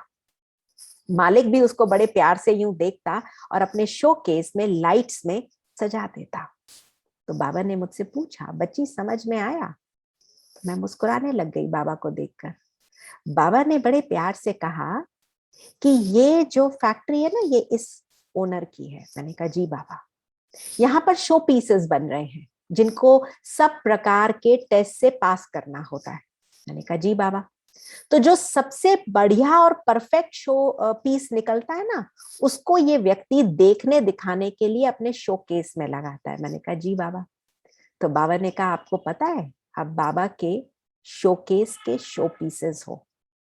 शोकेस में रखने के लिए शो पीस को बाबा पहले टेस्ट तो करेगा ना, कि तन की, धन की, मन की, जन की, संबंध संपर्क की सारी टेस्टिंग्स को आपने बखूबी पास किया या नहीं किया है। तो फिर डरते क्यों? तो वो दिन आज दिन कभी किसी बात पर संकल्प नहीं आया। बाबा ने जैसे चलाया बहुत प्यार से चले, और बहुत सुंदर अपना जीवन हम चलाते हुए चलने लगे। फिर जब ये कोरोना का समय आया तो उससे पहले से मुझे काफी लगभग 1 साल से एक संकल्प चलता था कि बाबा बिजनेस भी ठीक है, लेकिन मुझे ऐसा लगता है कि मैं बहुत ज्यादा बिजी हो गई हूँ। हालांकि सेवाओं के लिए समय निकलता था लेकिन उतना नहीं निकलता था। तो बाबा मैं कब ये सेवाएं कर पाऊंगी जीवन में, क्योंकि अगर ऐसे ही चलता रहा तो मेरा तो बिजनेस ही पूरा समय ले जाता है। तो बाबा ने फिर जैसे ये लॉकडाउन का टाइम शायद मेरे लिए ही दिया, मुझे लगता है, जिसमें भगवान एज अ मेंटोर, भगवान as a partner in the company, वो मैंने देखा और महसूस किया। बहुत सुंदर मेरा और बाबा का रिलेशन डेवलप हुआ। बाबा ने मुझे पढ़ाया भी, बाबा ने मुझे सिखाया भी, और सिखाने के साथ साथ मेंटोर की तरह आगे धक्का लगाया कि जा तू सेवा कर। और साथ साथ बाबा पीछे से पार्टनर बनकर के कंपनी भी संभालता रहा कि तू ये कर रही है सेवा, मैं पीछे कंपनी देख रहा हूं। कभी भी मेरी बिजनेस की मीटिंग्स और इसका ओवरलैप नहीं हुआ, और कुछ होता भी तो बड़े प्यार से जैसे बाबा संभाल लेते थे। तो ये बहुत सुंदर रिलेशन बाबा ने हमको डेवलप करने का मौका दिया, अपने आप को चमकाने का मौका दिया। तो मैं तो यही कहूंगी कि दिल से शुक्रिया है उस पिता परमात्मा का। हमारे पास शब्द नहीं है। जो जीवन बाबा ने सजाया है, सजा रहे हैं और सजाते रहें, कि दिल करता है कि हमारी हड्डी हड्डी बाबा इन सेवाओं में यूज कर ले। यही मेरी वास्तविक, मैं तो कहूंगी कि दिल की इच्छा है। ओम शांति। अनलेस आप लोग कुछ पूछना चाहेंगे तो। ओम शांति। तो मोनिका बहन, क्योंकि आपने जो 2008 की बात कही, मैंने आपको बीच में पूछा भी, कंफर्म किया, तो ये सफलता जो है और लोगों ने आपको थोड़ा डिमोटिवेट भी किया, मैं समझता हूँ वो लोगों का डिमोटिवेशन नहीं था, क्योंकि अगर मेरी गलती नहीं हो रही है तो 2008 जो है वो वैश्विक मंदी का दौर था। और एब्सोल्युटली राइट। उस वैश्विक मंदी के दौर में हर कोई यही अपनी बुद्धि से कहेगा, तो क्या आपको वो वैश्विक मंदी का दौर ऐसा कुछ दिमाग में उस वक्त नहीं आया था? क्या आपको वो हर्डल्स नहीं आए थे? क्योंकि आप बिल कॉर्पोरेट से डायरेक्ट डील करना तो वो तो डायरेक्ट इफेक्ट आती है उसमें, और फिर भी आपने सफलता पाई है। सो ये क्वेश्चन यहाँ जरूर उठता है जिससे लोगों को प्रेरणा मिले। जी, बहुत सुंदर बात आपने पूछी। आप बिल्कुल ठीक कह रहे हैं। उस समय बहुत मेजर इकोनॉमी स्लैश डाउन करी थी। मेरे साथ जो जीवन में एक बहुत सुंदर चीज रही, मैं बाबा से बहुत सच्ची रही। मैं अपने क्लाइंट्स के साथ बहुत अच्छा रिलेशन डेवलप किया। हमने कभी भी बिजनेस एक तरफा नहीं किया। यदि मुझे आज भी कभी लगता है कि इस पर्टिकुलर काम करने की कोई जरूरत नहीं है और क्लाइंट फालतू अपना पैसा वेस्ट कर रहा है, तो मैंने हमेशा से अपने क्लाइंट्स को इस चीज पर गाइड किया है कि it is not required, let us not waste money. तो इस बात की ना क्लाइंट्स के दिल में आज भी उतनी ही रिस्पेक्ट है। एंड यू वोंट बिलीव, आज इंडस्ट्री में काम करते हुए 22 साल हो गए हैं, एंड आई हैव क्लाइंट्स जो 22 साल से मेरे साथ काम कर रहे हैं, क्योंकि and these are not any one timer people, ये सब मल्टीनेशनल कंपनीज हैं। एंड मल्टीनेशनल कंपनी किसी व्यक्ति के साथ नहीं काम करती हैं, they work with a ideology, वो एक आइडियोलॉजी और अच्छे व्यक्तित्व के साथ काम करती हैं। तो मुझे याद है जब मैंने डिसीजन लिया था तो वो कोई आम डिसीजन नहीं था कि ऐसे ही बस मैंने छोड़ दिया। I was drawing a handsome package, बहुत अच्छा पैकेज। जब छोड़ा भी तो उसका डबल करने के लिए साथ में ड्राइवर भी ले लो और ये भी ले लो, लेकिन आप कंपनी मत छोड़ो, आप करो। तो मेरा मानना जीवन में सिर्फ बहुत सिंपल 2 चीजें हैं, और जो मैं सारे यूथ्स को या किसी को भी जरूर बताना चाहूंगी। जीवन में सैलरी हमेशा एक दिन मिलती है, लेकिन खुशी और पैशन वो बहुत इंपॉर्टेंट है। तो मैं जब भी कार्य करती हूँ, कभी भी किया है, चाहे वो बाबा का मुरली सुनने का ही काम हो, तो मैं हमेशा पैशन से करती हूँ। मुझे उस चीज को करने में बहुत आनंद आना चाहिए, तब मुझे वो काम करने में मजा आता है। अक्सर लोग कहते हैं भाई आपका तो परिवार ज्ञान में चलता था, इसलिए शायद आप भी ज्ञान में आए। नेवर। बाबा को हमने जीवन में टेस्ट किया, ट्राई किया, यूज किया, तब हम इस ज्ञान में चले। आई नेवर केम इनटू ज्ञान क्योंकि मम्मी डैडी ज्ञान में थे या भैया ज्ञान में आए। सब लोगों ने अपनी अपनी समझ से बाबा के साथ बहुत सुंदर रिलेशन को अनुभव किया। एक चीज। दूसरी चीज, जब हम कार्य करते हैं तो हमेशा याद रखिए, तनख्वाह एक बारी मिलेगी, लेकिन ऑफिस रोज जाना पड़ेगा। तो ऑफिस रोज जाने में उतनी ही खुशी हो जितना फर्स्ट दिन थी और आज। जब तक ये नहीं है तो फिर मजा नहीं आएगा।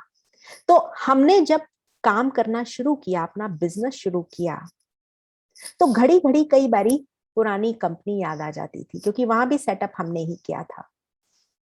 तो मुझे एक बड़ी सुंदर बात मम्मी ने बताई कि बेटा, जब तक पुराने को छोड़ोगे नहीं तो छूटोगे नहीं, और जब तक छूटोगे नहीं तो उड़ नहीं पाओगे। पुरानी बातें, बीती बातें याद आती रहेंगी। वो दिन क्या था, बस सिर्फ एक ही संकल्प और एक ही लगन कि अब यहां एस्टैब्लिश करना है। क्लाइंट्स का सपोर्ट ऑलरेडी था। जो लोग नहीं, सभी को मैंने ये बोला था कि आप उस कंपनी के साथ काम कर रहे हैं, मैंने कभी उस कंपनी का बिजनेस नहीं छीना। लेकिन 6-6, 7-7 महीने के बाद लोगों ने कहा हम वहां सेटिस्फाइड नहीं है, हम आपके साथ ही काम करना चाहते हैं। सब लोग आए, प्लस और हमने बहुत मल्टी मिलियन क्लाइंट्स को रीच आउट किया और बहुत से लोगों का हमें सफल बिजनेस मिलने लगा। So that is how company started growing. एक चीज सच्चाई थी, कभी कोई चीज गलत कह के कि हाँ हम आपका ये काम करा देंगे और हमारे पास वो चीज नहीं थी और हमने फिर भी वो काम ले लिया, कभी नहीं किया। जो चीज हम कर सकते हैं हम सिर्फ उतना ही काम लेते थे, और फिर धीरे धीरे हाजी का पार्ट पक्का करते करते अपने अंदर वो स्किल सेट्स को जब हम बढ़ाते चले गए, और बाबा ने उन स्किल सेट्स को भरपूर मात्रा में चमकाया। कई बारी क्या होता है, मैं यंगस्टर से खासकर कहना चाहूंगी कि भाई अब तो हम बाबा के बच्चे बन गए हैं तो बाबा करेगा। ऐसे नहीं बाबा करेगा। God helps those who helps themselves. इसलिए पहले मदद खुद करनी पड़ेगी। कहते हैं ना भगवान भी, हिम्मते बच्चे मददे खुदा। इसी प्रकार जब तक हम अपनी मदद खुद नहीं करेंगे, भगवान क्या मदद करेगा? वो थोड़ी, भगवान तो भाग्य बनाने आया है, लेकिन भाग्य स्वयं का हमें खुद ही बनाना पड़ेगा। मुरली तो वो रोज सुना रहा है, लेकिन अगर सुन करके, जैसे कल सभी ने सुना होगा ना कि सुन करके मनन चिंतन करके उसको धारण नहीं करोगे तो वो शक्ति कहाँ से मिलेगी? खुशी तो मिल गई, लेकिन खुशी के बाद शक्ति भी चाहिए, और शक्ति के बाद नशा भी तो चाहिए, इंटॉक्सिकेशन। तो वो कब आएगा? जब हम उसका स्वरूप बनेंगे। एक और चीज जो मैं खास यंगस्टर्स और कुमारियों से जरूर शेयर करना चाहूंगी, अक्सर जब हम ज्ञान में चलते हैं तो हमारे सामने ऐसी प्रॉब्लम्स आती हैं। 2 प्रॉब्लम्स हमारे सामने भी आई। जब हम ज्ञान में चले तो लोगों ने कहा भाई मंजू, हमारी मम्मी को हमारे नाना जी की साइड खास कर कहा करते थे कि भाई तुम्हारा तो दिमाग खराब हो गया तुम दोनों का, और अब बच्चे भी नहीं पढ़ेंगे। वो बात हमने हमारे कानों में सुन ली। तो उससे पहले तो लटक लटक के पास होते थे, लेकिन जब ये बात सुन ली कि अब ये भी नहीं पास होंगे और ये पढ़ेंगे नहीं, तो उस दिन ये लगन आई कि पहले वाली जिंदगी तो जो थी वो थी, लेकिन हमने भगवान का हाथ पकड़ा है। ये डीप अंडरस्टैंडिंग कि मैंने हाथ किसका पकड़ा है, भगवान का, किसी मनुष्य का नहीं पकड़ा, किसी भाई जी, किसी बहन जी, किसी दादी, ऐसे नहीं हाथ पकड़ा है, हाथ भगवान का पकड़ा है। तो हम भगवान के नाम को कभी भी बदनाम नहीं कर सकते। Clear understanding, and you won't believe, that's when हमारे जीवन में बहुत भारी परिवर्तन आने लगा। बाबा, हम आपका नाम बदनाम कभी नहीं करेंगे, हमारे से कभी कोई ऐसा हल्का कर्म नहीं हो। तो हमने सदैव अपने आप को एक विश्व स्टेज पर समझा, क्योंकि बाबा कहते हैं ना, जैसा कर्म तुम करोगे तुम्हें देख और करेंगे। तो ना कोई उल्टा कर्म करना है और ना ही किसी को फिंगर पॉइंट करने का मौका देना है। दूसरी बात जो लोगों ने कही कि अब ये शादी नहीं करेंगे, तो बहुत सिंपल बात थी कि ये डिसीजन हमारा अपना है, इसके लिए आप हमारे मम्मी डैडी से नहीं बात करेंगे, ये बात आप हमसे करिए, क्योंकि हमारी जिंदगी है ना। मम्मी डैडी को थोड़ी शादी करनी है, तो जो करना था वो कर लिया, अब हमारी डिसीजन हम खुद लेंगे। तो दुनिया वाले कब बोलते हैं, जब हम हल्के सल्के होकर चलते हैं, ना ज्ञान में चलते हैं ना वहां चलते हैं। हाँ? यदि हम प्रोफेशनली सॉर्टेड हैं, यदि हम प्रॉपरली बिजी हैं, देखो life is all about keeping yourself busy. किसी ना किसी रीति में दादे नाने हैं तो वो क्या करते हैं, वो नाती पोतियों में या धोतियों में बिजी हैं। हाँ, माता पिता है तो वो अपने बच्चों में बिजी हैं। हम किस चीज में बिजी हैं, हम यज्ञ में और यज्ञ सेवा में बिजी हैं। हम अपने प्रोफेशनल कार्यों में बिजी हैं और प्रोफेशनल कार्य करते हुए भी हम सेवा पर तत्पर हैं।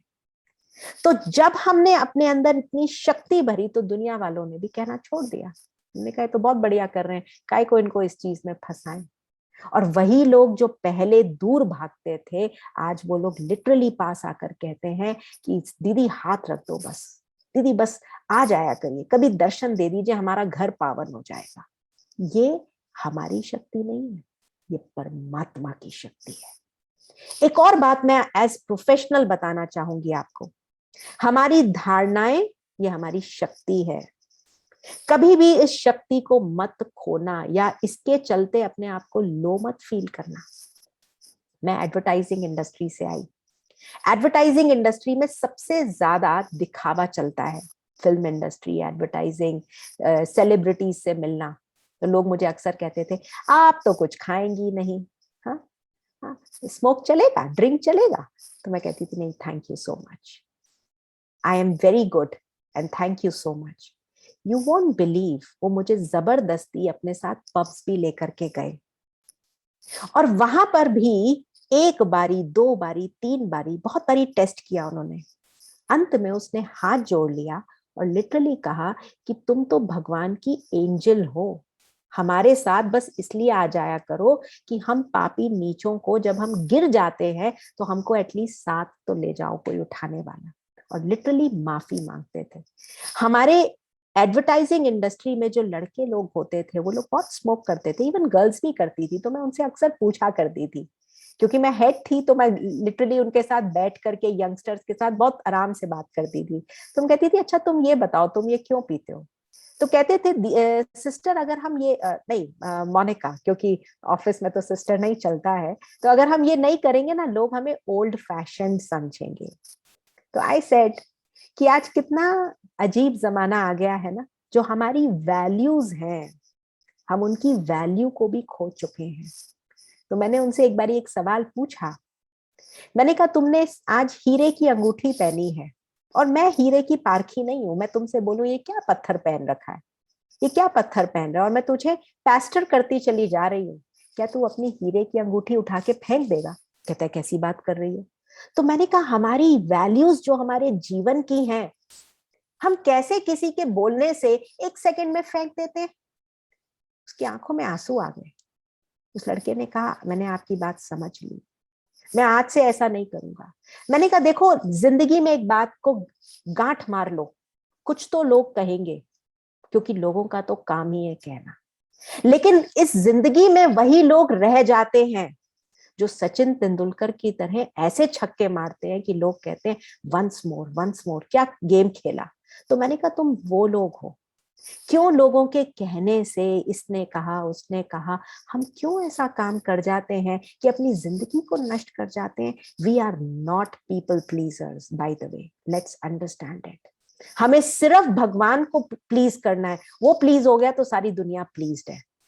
तो मैंने अपने जीवन में सदैव अपनी धारणाओं को सदैव पक्का रखा है, रखती हूं, और इस पवित्रता के बल से हम आगे चलते हैं। ये हमारी शक्ति है, ये हमारी कमजोरी नहीं है। मैं हर मीटिंग में जाती हूँ, प्रोफेशनल मीटिंग में जाती हूँ, प्रोफेशनल मीटिंग्स में प्रोफेशनल ड्रेसेस भी पहनते हैं, बाबा ने उसकी मनाही नहीं करी है। लेकिन हमारी सभ्यता, हमारा कल्चर, हमारे मैनर्स, डिवाइन मैनर्स, वो सदैव यहाँ हैं और वो हमारे साथ ट्रैवल करते हैं।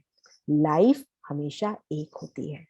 ये मेरी स्पिरिचुअल लाइफ है, ये मेरी प्रोफेशनल लाइफ है, ये मेरी पर्सनल लाइफ है, ऐसा नहीं होता। ये हमारी बहुत सुंदर डिवाइन लाइफ है, और वो डिवाइन लाइफ को सजाने वाला, बनाने वाला, वो सुप्रीम टीचर, सदगुरु, वो कलाकार हमको गढ़ रहा है, वो मूर्तिकार हमारे को छेने हथौड़े मार करके गढ़ रहा है। तो जितना आप मोल्ड हो जाएंगे उतना ये मूर्ति बहुत सुंदर बन करके निकलेगी। जी, तो जैसे मोनिका बहन आपने बताया, तो आपका जो कार्य क्षेत्र है वहाँ का कल्चर कहेंगे अलग है, वहाँ की सोच अलग है, वहाँ एक दिखावा भी है, तो नेगेटिव वायुमंडल भी है। तो आप आपकी मनोस्थिति को उस नेगेटिव वायुमंडल में किस आधार से मेंटेन करके रखती है? आपको क्या मेहनत करनी पड़ी? क्या इस वक्त आपको मेहनत या अटेंशन उस पर देना पड़ता है कि अब वो नेचुरल हो गया है? जैसे शुरू में साइकिल सीखते हैं बच्चे, तो उनको अटेंशन रखना पड़ता है कि मुझे बैलेंस रखना है, लेकिन लेटर ऑन उसको ये याद नहीं होता है कि मुझे बैलेंस रखना पड़ रहा है।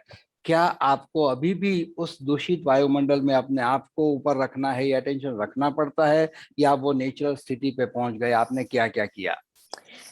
कुछ कुछ फिजिकल चीजें मैं जो आपको बताना चाहूंगी, अगर पॉसिबल होता है तो। पहली चीज जो हमें बहुत अच्छी स्थिति बनाने का बहुत सहयोगी बनती है, वो है हमारे ट्रैफिक कंट्रोल्स।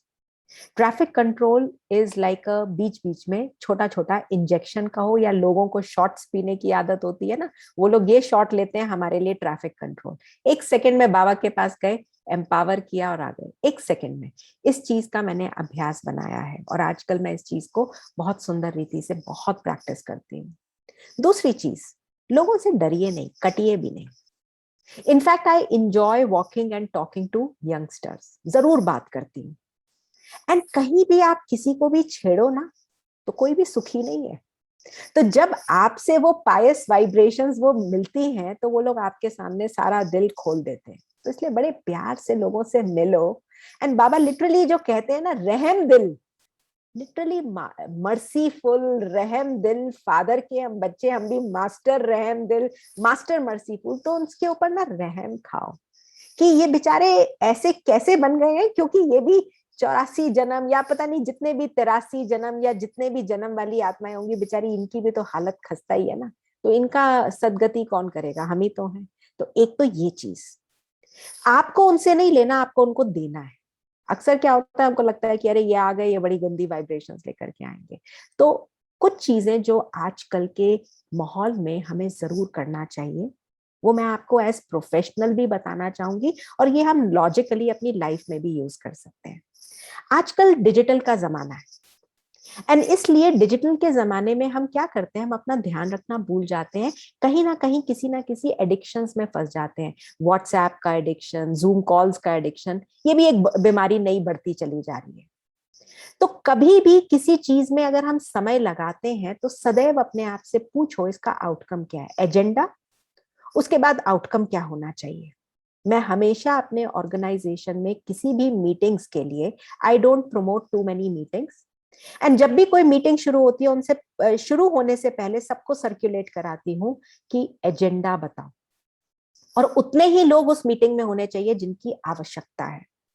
जब आप ये चीजें करते हो तो लास्ट में मीटिंग के देखो कि आपने क्या सीखा, जो एजेंडा बनाया था उसका आउटकम निकला या नहीं। ये आप पर्सनली भी करिए, प्रोफेशनली भी करिए। मानो हम मुरली सुनने आते हैं, क्या होता है, हमारी आदत बन गई है 7 बजे मुरली शुरू होगी, बैठ जाएंगे। उसके बाद कोई मुंह फाड़ रहा है, कोई नई भी अपनी बत्ती खोल रहा है, नहीं, मुरली सुनी, उसका फायदा क्या हुआ, क्या नया सीखा, क्या कुछ लर्न किया, क्या परिवर्तन लाना है, आज के लिए क्या होमवर्क लगाया है अपने लिए, इस चीज को आप डालिए। लर्न किया या नहीं किया, या 1 घंटा पूरा बर्बाद था, चेक करो। जब तक ये नहीं करेंगे, अपने टाइम को वैल्यू नहीं करेंगे, तो जीवन बीतता चला जाएगा। ये संगम की ये सुहावनी घड़ियां, ये बहुत गई थोड़ी रही, और थोड़ी की भी बुनियाद, ये बुनियाद भी निकल जाएगी और हम सब रोते रह जाएंगे। ऐसा नहीं करना है, इसलिए वैल्यू योर टाइम। तो हम ऑर्गेनाइजेशन में इस चीज का ख्याल रखते हैं। बीच बीच में कुछ कुछ हंसी मजाक कराए, दिस इज वेरी इंपॉर्टेंट। थोड़ा सा इजी सबको एटमॉस्फेयर जहां कहीं टाइट हो रहा है, तो इन चीजों का अगर हम ख्याल रखें। एंड प्लस मैंने कुछ ऑर्गेनाइजेशन में कुछ एक बेसिक रूल्स वैसे भी, कि यहाँ पर नॉन वेज नहीं आएगा, ये सब नहीं आएगा।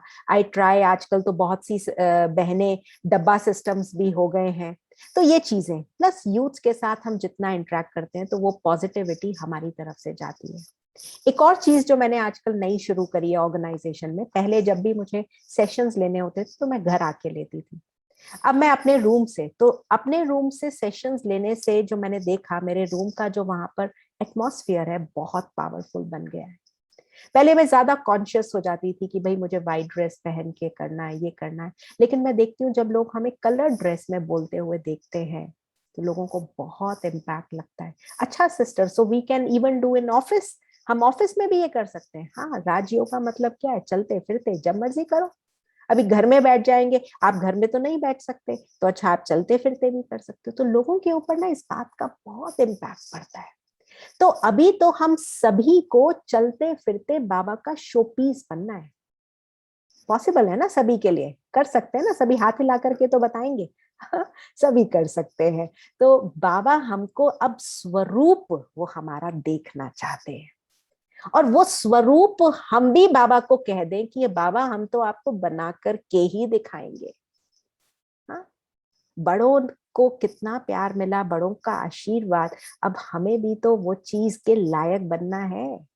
हम कब बनेंगे, यही तो वो समय है भाग्य बनाने का। अरे वो भाग्य विधाता है, उसको जो काम करना है वो मैजिक बैंड हिलाएगा, वो अपना काम करा लेगा। ये तो हमको वो चांस दे देता है कि बच्चे तू भाग्य बना ले, और हम भी जरा सी हाथ हिला लेते हैं तो हमारा भी भाग्य बन जाता है। तो वास्तव में तो हम अपना ही फॉर्च्यून शाइन कर रहे हैं। तो इस बात की तो बहुत खुशी होनी चाहिए, फख्र होना चाहिए, नशा होना चाहिए कि थैंक यू बाबा, आपने मुझे चूज कर लिया, और चूज कर लिया और मेरा जीवन सफल करा दिया। तो अपना भी जीवन सफल कराओ, और जो भी आपके पास आ रहे हैं उनका भी जीवन सफल कराते हुए चलिए। ये लाइफ बहुत बहुत बहुत वंडरफुल है, this is an amazing life. And जिसका अभी का समय इतना वंडरफुल है, मैं समझती हूँ उसका बिगनिंग्स तो बहुत अच्छी होनी ही चाहिए एंड होंगी ही। मुझे तो याद आता है हमारे जगदीश भाई साहब, जब भी मैं ऊपर जाती थी भाई साहब से मिलने, तो छोटी सी थी, फ्रॉक में जाती थी, भाई साहब कितना प्यार करते थे, और हंसते हंसते जैसे भाई साहब के आंसू आ जाते थे। तो भाई साहब हमेशा कहते थे, कुमारियों को देख के बहुत खुश हुआ करते थे। तो बाबा को तो नहीं देखा, लेकिन बाबा का प्यार मैंने भाई साहब और निर्वैर भाई साहब में बहुत पाया है। और कैसे उन्होंने हमारी पालना करी, तो उन्होंने हमेशा कहा कि बच्चे तुमको बाबा का नाम बहुत रोशन करना है। कभी भाई साहब के सामने फ्रूट प्लेट आती थी ना, वो पूरी की पूरी फ्रूट प्लेट हमारे को दे देते थे। हम कहते थे भाई साहब हमको थोड़ी जरूरत है, हम तो घर से खा के आए हैं, या आपके लिए। नहीं नहीं, देखो मैं कितना बड़ा हो गया हूँ, मुझे थोड़ी जरूरत है, तो छोटे बच्चों को जरूरत होती है, आप खाओ। तो कितना विशाल इन लोगों का हृदय। मतलब कहाँ वो भाई साहब ऊपर टीले पे चढ़ के बैठते थे, गर्मी सर्दी वहीं बैठे बैठे लिखते रहते थे, पढ़ते रहते थे। तो इन लोगों ने तो बहुत तपस्या करी है। हम तो बने बनाए पर आए हैं, तो हमको क्या एफर्ट है, हमको तो बिल्कुल लग जाना चाहिए सेवा पर, बिल्कुल एकदम ऑल सेट, और खूब मेहनत करके हमको अच्छा पुरुषार्थ कर लेना चाहिए। ओम शांति। शांति। चलो आखिर हमारे मोहित भाई भी आ ही गए, तो हम याद कर रहे थे। मोहित भाई ने आखिर हमारे लिए समय निकाल दिया। मोहित भाई बहुत बहुत स्वागत। अभी तो वैसे विदाई का समय आया, लेकिन आपका तो हम स्वागत करेंगे ना। और सुभाष भाई दूसरा सेशन बाकी है मोहित भाई का, याद है ना आपको? हाँ तो खैर, तो बहुत प्रेरणादायी बातें मोनिका बहन आपने कही, बहुत अच्छे से इस बात का भी आपने जवाब दिया। बहुत सारे प्रोफेशनल्स को किस तरह से हमें अपने आप को मैनेज करना है, एक्यूरेट एंड एक्टिव रखना है, ये सारी बात आज के सेशन से सुनने को, समझने को, सीखने को मैं कहूँगा मिली। बाकी बहुत अच्छी ये भी बात लगी कि आपने कहा ना, हनुमान की तरह चीर के भी दिल दिखावे। तो बस वो गीत मुझे याद आ गया एक पुराना सा, कि और इस दिल में क्या रखा है, तेरा ही नाम दबा रखा है, चीर के देखो इस दिल को तो तेरा ही नाम लिखा रखा है। ये कहानी है, प्रेम कहानी है आपकी परमात्मा के साथ की, तो इसकी बहुत बहुत मुबारक है आपको। साथ साथ राजयोग के द्वारा क्या प्राप्तियां हैं, इस पर भी आपने बहुत अच्छी बातें बताई कि आपको उस समय थोड़ा कंसंट्रेशन का समझो प्रॉब्लम था, लेकिन जब आपने मेडिटेशन शुरू किया तो आपका कंसंट्रेशन बढ़ गया, और उस कंसंट्रेशन के आधार से आपने सफलता पाई। और जब व्यक्ति को सफलता मिलती है तो उसका आत्मविश्वास बढ़ जाता है। ये भी आज आपसे सबको सीखने को मिला कि राजयोग से क्या प्राप्तियां हैं, क्या सिद्धियां हम हासिल कर सकते हैं। और आपने दादी के 4 विशेषताओं के बारे में कहा, तो मुझे आप में 3 विशेषताएं दिखाई पड़ी। वैसे तो ज्यादा है, लेकिन क्योंकि आप जो जो बोलते जाते तो मुझे ऑब्जर्व भी करना था, तो 4 से भी ज्यादा है, लेकिन मैं 3 ही ऑब्जर्व कर पाया, क्योंकि आपके जितना अच्छा मैं ऑब्जर्वर नहीं हूँ।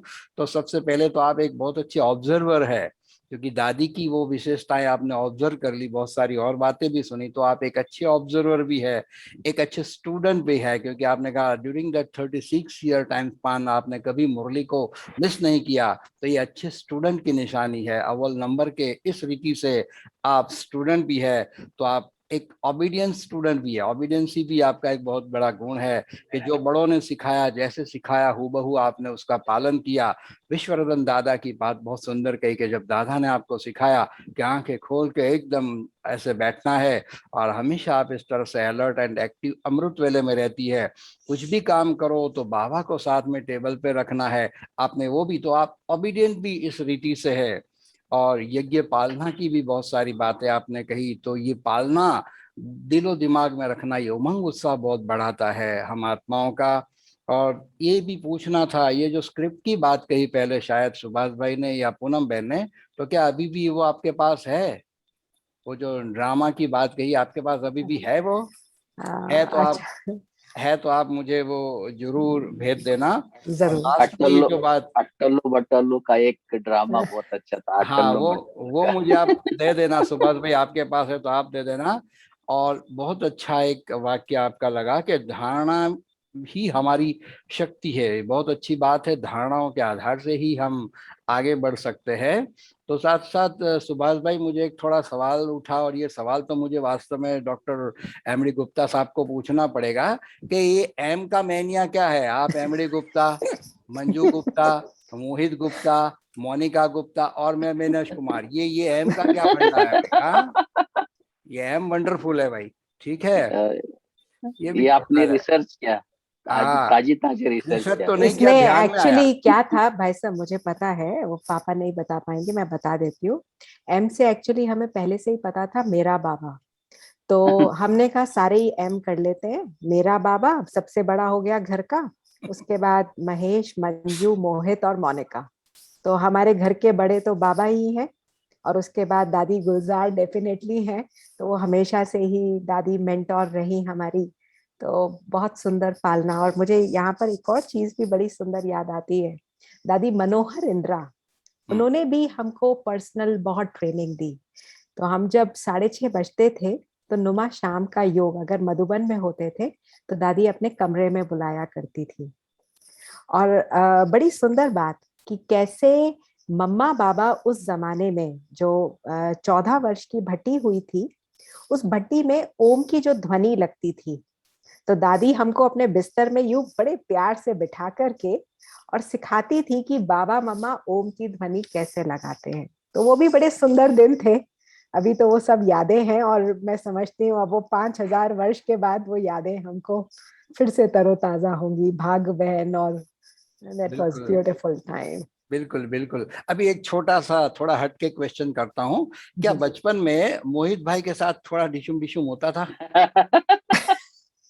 थोड़ा हाँ, थोड़ा थोड़ा हो तो जाता है, होता था, अभी भी होना कभी चाहिए। कभी हो जाता है। अच्छा हाँ, तो वो basically this always keeps your relation beautiful. अच्छा है, हाँ वो जी। भी अच्छा है, बहुत अच्छा। अच्छा, आज आपने कुमारियों के बारे में भी अच्छा कहा, तो हमारे साथ कुमारी फोरम भी हाजिर है। तो फोरम बहन, आपने आज के इस अनुभव के सेशन से क्या पाया, क्या प्रेरणा पाई मोनिका बहन से? मोनिका बहन, जैसे मैं बताऊं, आपका ये डॉक्टर परिवार है, वैसे जी। ही ये पूरा सीए परिवार है। हमारी जो फोरम बहन है उसके फादर राकेश भाई है, और जो जी। वहाँ जीसीआरसी कहेंगे, क्या कहेंगे, अहमदाबाद का जो रिट्रीट सेंटर है, उसका अकाउंट्स भी राकेश भाई संभालते हैं। बहुत हम्बल है, निर्माण व्यक्तित्व है। और फाल्गुनी बहन भी इस सभा में है ही है, वीडियो बंद है। वो आप सीए भी है, आपने पीएचडी भी किया है। और फॉरम बैन जो है वो सीए फाइनल में है। और जो संजय की कलम से पावर ऑफ सकाश में जो प्रोग्राम आता है, उसमें आप एंकरिंग कर रही है। हाँ, तो फॉरम बैन, आप भी कुछ कहे मोनिका बहन से, आपने जो सुना अभी उस बारे में। हाँ जी। ओम शांति दीदी। ओम शांति।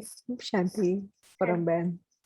तो आज के प्रोग्राम से मैंने ये सीखा कि बाबा को हमेशा अपने साथ रखना है। दीदी ने जैसे शेयर किया कि वो अपने स्टडीज के वक्त मुरली के पॉइंट्स जो है वो अपने बाजू में रख देते थे स्टिकी नोट से लगा के, ताकि वो याद रख सके बाबा हमेशा हमारे साथ है। एंड साथ ही साथ दीदी ने ये भी बताया कि बाबा को बाजू में बैठा दो, कुछ भी काम कर रहे तो बाबा को बाजू में बैठा दो। तो ये मैंने सीखा। और साथ ही साथ मैं जब दीदी के क्लासेस, मॉर्निंग क्लासेस भी अटेंड करती थी, मुरली क्लासेस, तो दीदी ने मतलब प्रैक्टिकल लाइफ से जो हम मुरली से सीख सकते हैं, हमारे प्रैक्टिकल लाइफ में क्या इम्प्लीमेंट करना है, तो वो मैंने बहुत अच्छी तरह से सीखा है। बाबा को जो हमें टाइटल्स देते हैं, हमें कैसे यूज करना है, वो भी मैंने बहुत अच्छे से दीदी से सीखा। जी दीदी। Om Shanti. Thank you so much. Shanti. Thanks. Thank you Foram बहन। पूनम बहन जी। मोहित भाई ने कुछ कागज निकाल के कुछ नोट्स निकाले, कुछ बोलना चाहते हैं मोहित भाई? हाँ हाँ, क्यों नहीं, क्यों नहीं।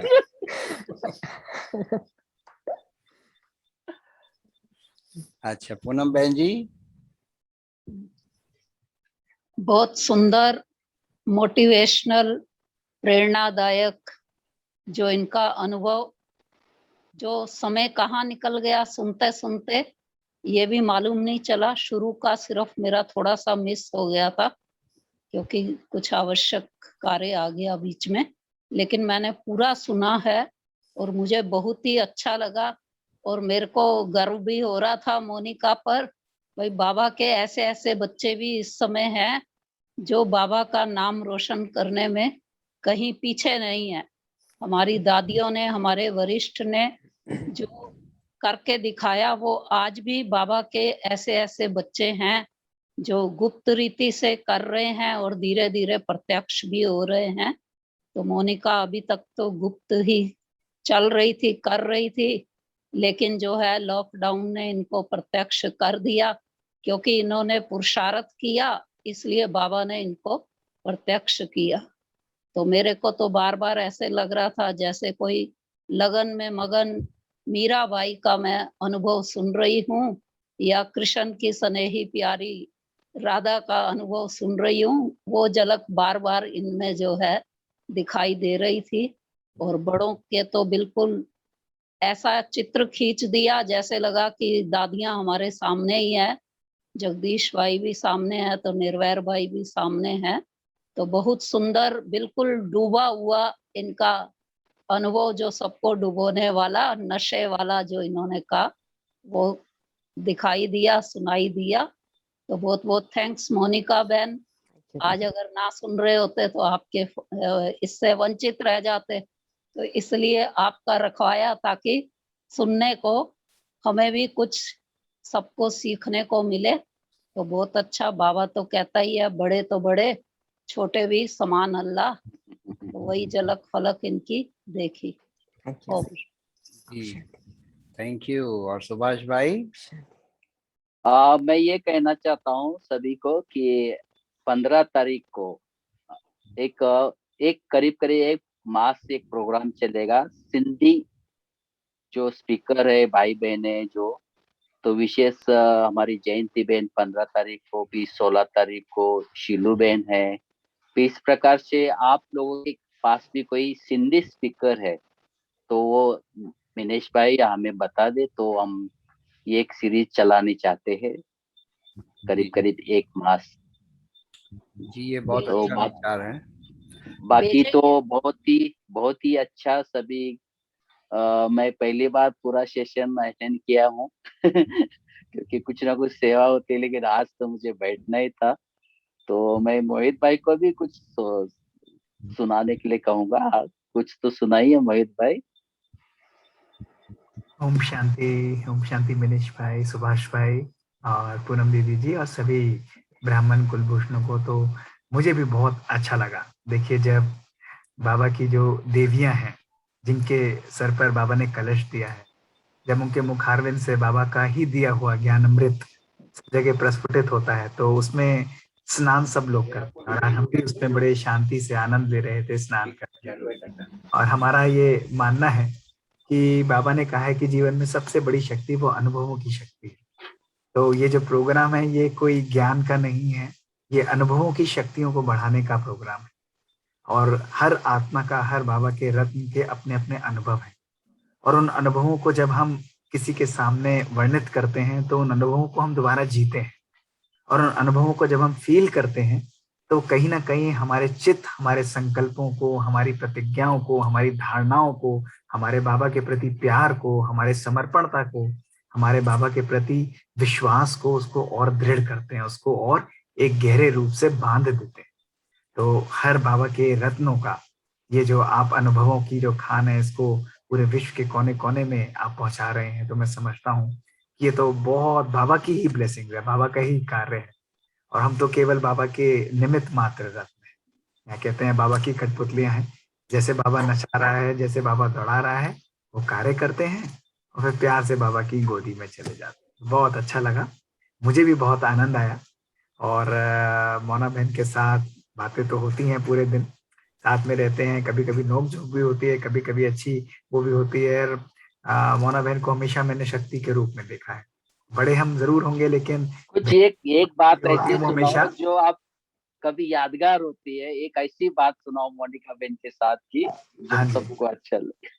नहीं, मोना बहन की यादगार नहीं, देखिए बाबा को जब से जीवन में अपनाया है तो उनकी दृढ़ता की शक्ति की मैं हमेशा दाद देता हूँ, क्योंकि बाबा हमेशा साथ रखकर, बाबा को पवित्रता की शक्ति और दृढ़ता से बाबा को साथ रखकर, बाबा को यूज करके अपने सारी जो छोटी छोटी वीकनेसेस होती हैं, जो कहते हैं वो बाबा को साथ रखे, वो सब वीकनेस सबमर्ज हो जाती हैं और एक शक्ति के रूप में इमर्ज होती हैं।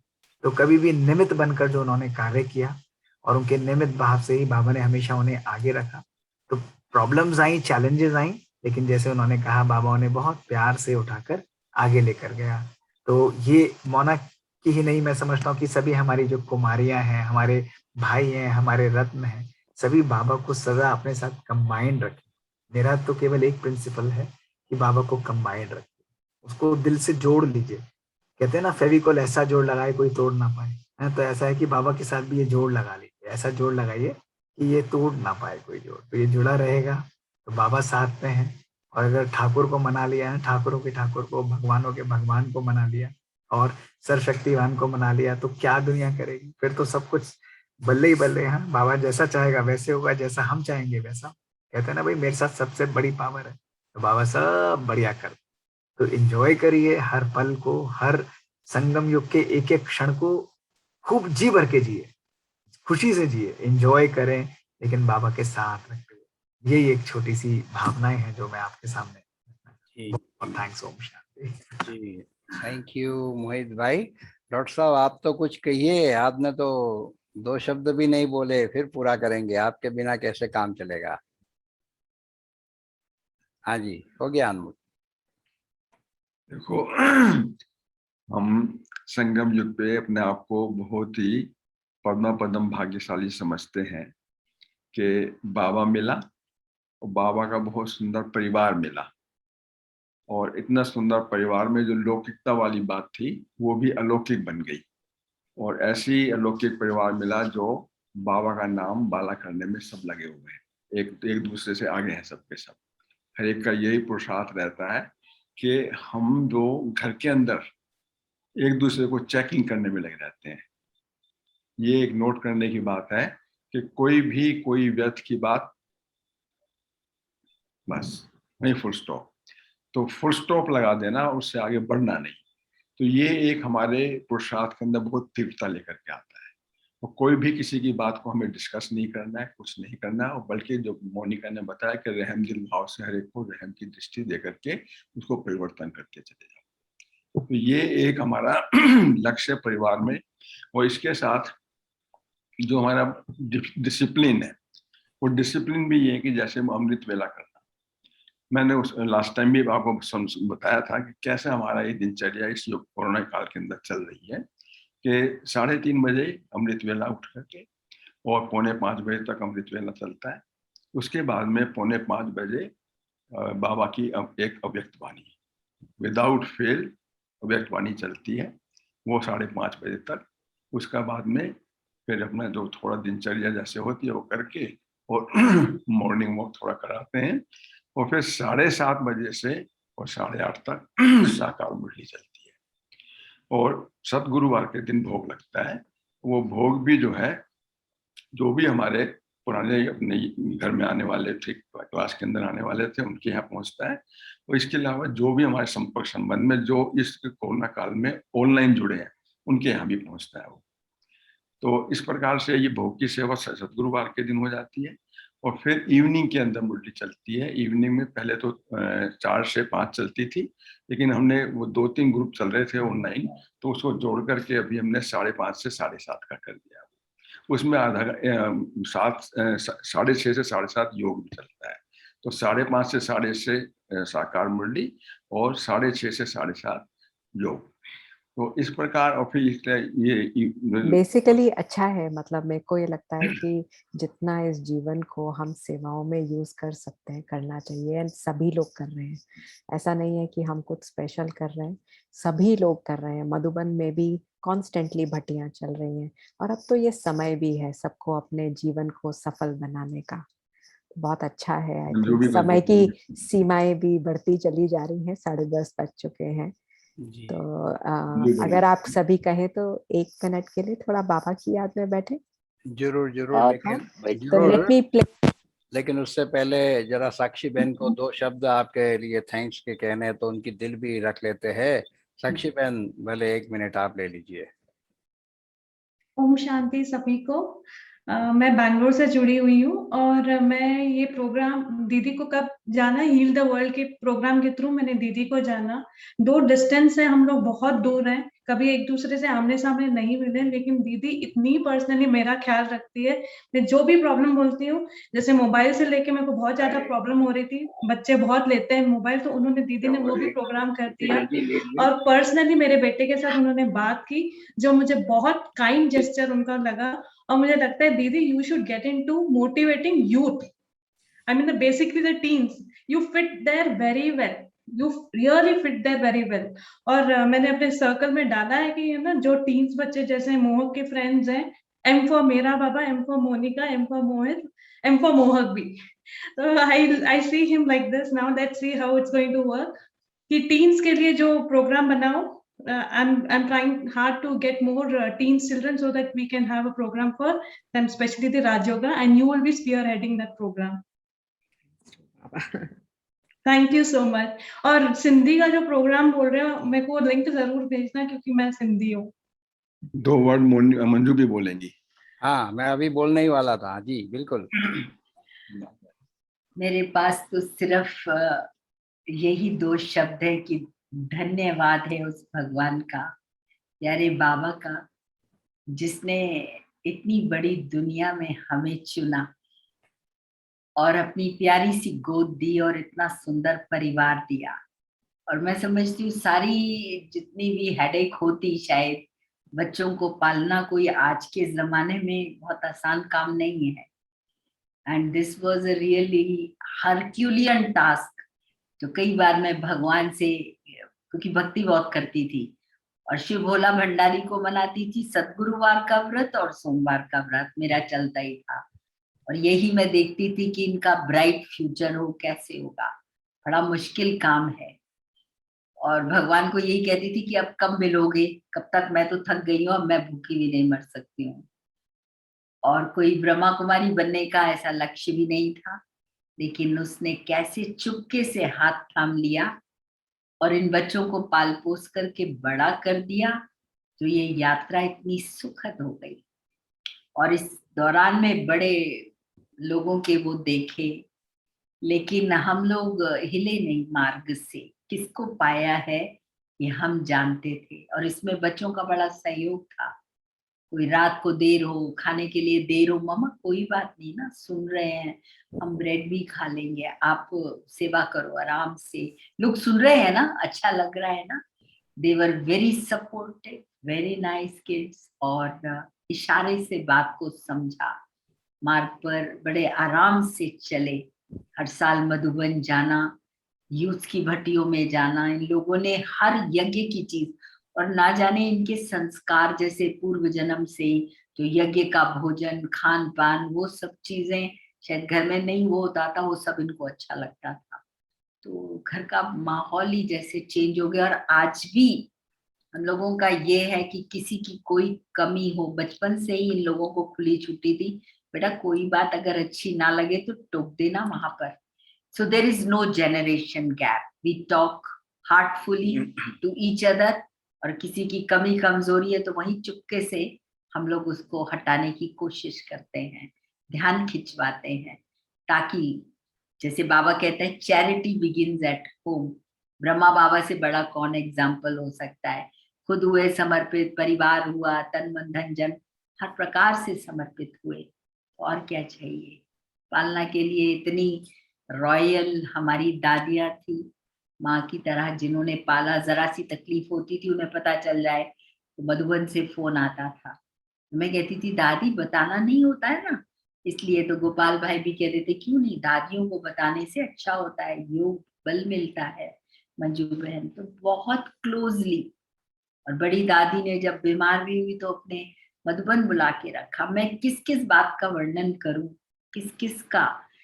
दिन के 24 घंटे ही तो बाबा ने पाल पोस कर बड़ा किया, और उसकी एक एक रहमतों का मेरे पास कोई शब्द नहीं कि मैं धन्यवाद करूं। और मैं तो यही चाहती हूँ कि दुनिया की हर माँ को ये भाग्य मिले, घर घर में राधे और कृष्ण वास करें, लक्ष्मी नारायण का वास हो, घर घर स्वर्ग बन जाए। बस अंदर में यही एक तात रहती है और शुभ भावना रहती है कि घर घर स्वर्ग बने।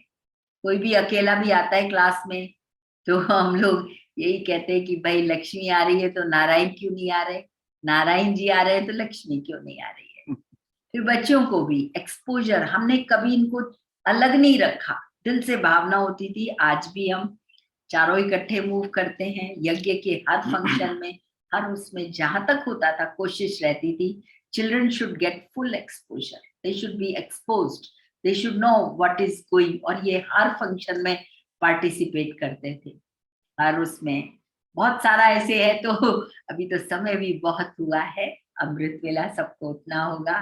सो थैंक्स बाबा, तेरा धन्यवाद है। गुप्त वेश में आकर तूने अपने संसार में कैसी लीला रची है जो इसको बदल रहा है। धन्यवाद। आपके ममतामयी बोल के लिए भी हम आपका भी बहुत बहुत धन्यवाद करते हैं। गुप्ता फैमिली की फुलवाड़ी के इन चैतन्य फूलों के अंदर रंग और सुगंध भरने का विशेष कार्य तो आपने ही तो किया है, ये श्रेय आपके ही तो ऊपर जाता है।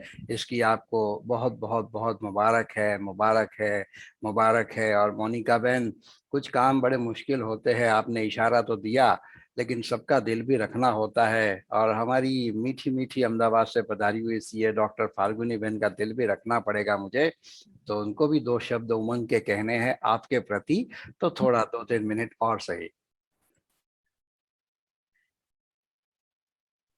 ओम शांति। सभी एंजल्स, चारों चार एंजल्स को और साथ साथ में पूरी बड़ौदा फैमिली को, मधुबन निवासियों को बहुत सुंदर लग रहा है। शब्द भी कहते हैं कि बहुत वामना, यानी बहुत कमजोर लग रहा है, ऐसी भावना अभी फील हो रही है। आप सभी को जैसे बाबा ने लॉकडाउन में हम सबसे मिलवा दिया। और क्या कहे माता जी का, स्पेशली मैं कहूंगी क्योंकि एज मदर वो फीलिंग आती है कि माता जी का जो रोल है, तो सच में ये जो घर का एनवायरनमेंट बनता है, और उसके लिए उनसे मैंने लॉकडाउन में बस उनको टीवी में देख देख कर, यूट्यूब चैनल में देख देख कर बहुत अच्छी भाषण आती थी, वाइब्रेशंस आता था, तो वो महसूस किया है। और जैसे सीखना चाहते हैं तो बस सीखते जाते थे। वो बोलते थे पावर ऑफ सकाश चैनल में, मैंने सुना था उनका एक्सपीरियंस, और बस जैसे बस हम भी ऐसे पावरफुल बने। तो आज तो मुझे सच में मिनेश भाई आपका भी बहुत बहुत थैंक्स, आपने चांस दिया। और मोनिका बेन को जैसे फोरम को गाइड करने में मोनिका बेन भी निमित्त बनी है। और स्पेशली जो बाबा की बात कर रहे हैं, तो सच में बाबा तो है ही। जब फोरम मोनिका बेन के ग्रुप से जुड़ी तो बाबा ने ही मिलवाया। एक ग्रुप में वो कुछ कहीं से वो ग्रुप में ज्वाइन हुई, फिर उसमें मोहित भाई का फोटो देखा, तो मुझे बताया कि मम्मा ये देखो मोहित भाई का ग्रुप है। तो मैं भी बहुत खुश हुई कि जैसे फोरम एक सेफ हैंड में चली गई है। तो मैंने बोला कि बेटा आप करो, जो भी वो बोले वो आप करो। मैंने और कुछ नहीं बताया उसको। और फिर जैसे जैसे मोनिका बेन के साथ वो बात करते गई, मोनिका बेन ने भी आगे बढ़ाया, तो ये बहुत अच्छा लगा। और फिर मंजू बेन जी और भाई साहब को भी मैं देखती थी। मैं भी आना चाहती थी कि मुरली क्लास में मैं दीदी के क्लास में बैठूं, लेकिन समहाउ टाइम एडजस्ट बहुत कम कर पाई। फिर भी मैं एक दो बार पहुंची तो जैसे अपनापन दिया, तो थैंक यू सो मच। और मिनेश भाई आपका भी बहुत बहुत थैंक्स कि माता जी दो शब्द भी बोले। इन तीनों ने तो सब कुछ एक्सप्रेस किया, लेकिन माता जी का भी हमको सुनना है, तो बहुत अच्छा लगा। और माता जी का अगर प्रोग्राम बाकी है मिनेश भाई, तो जरूर हम सभी सुनना भी चाहेंगे, उनकी भी जीवन कहानियां, एक्सपीरियंसेस। एक मुरली में बाबा ने कहा ना, एक एक को ले जाऊंगा, किसी को नहीं छोड़ूंगा। ऐसे हमारे सुभाष भाई, पूनम बहन सब ने प्रॉमिस किया है कि एक एक को पकड़ेंगे और सुनाएंगे, इसलिए सब आ जाएंगे, फिक्र की कोई बात नहीं। मोनिका बहन ठीक है, ओके, सॉरी हमारी वजह से आज थोड़ा हुआ है, लेकिन आपने एक और कीर्तिमान आज स्थापित कर दिया। 1 घंटा 40 मिनट किसी का भी प्रोग्राम नहीं चला है, तो एक और कीर्तिमान गुप्ता फैमिली के नाम, ठीक है। अच्छा जी, चलिए, तो 1 मिनट बाबा की याद में, जिसकी वजह से ये महफिल सजी है, चलिए उसको कुछ पल याद कर लेते हैं, फिर पूरा करते हैं। इतनी कृपा हुई कि हम कृतकृत्य हो गए, इतनी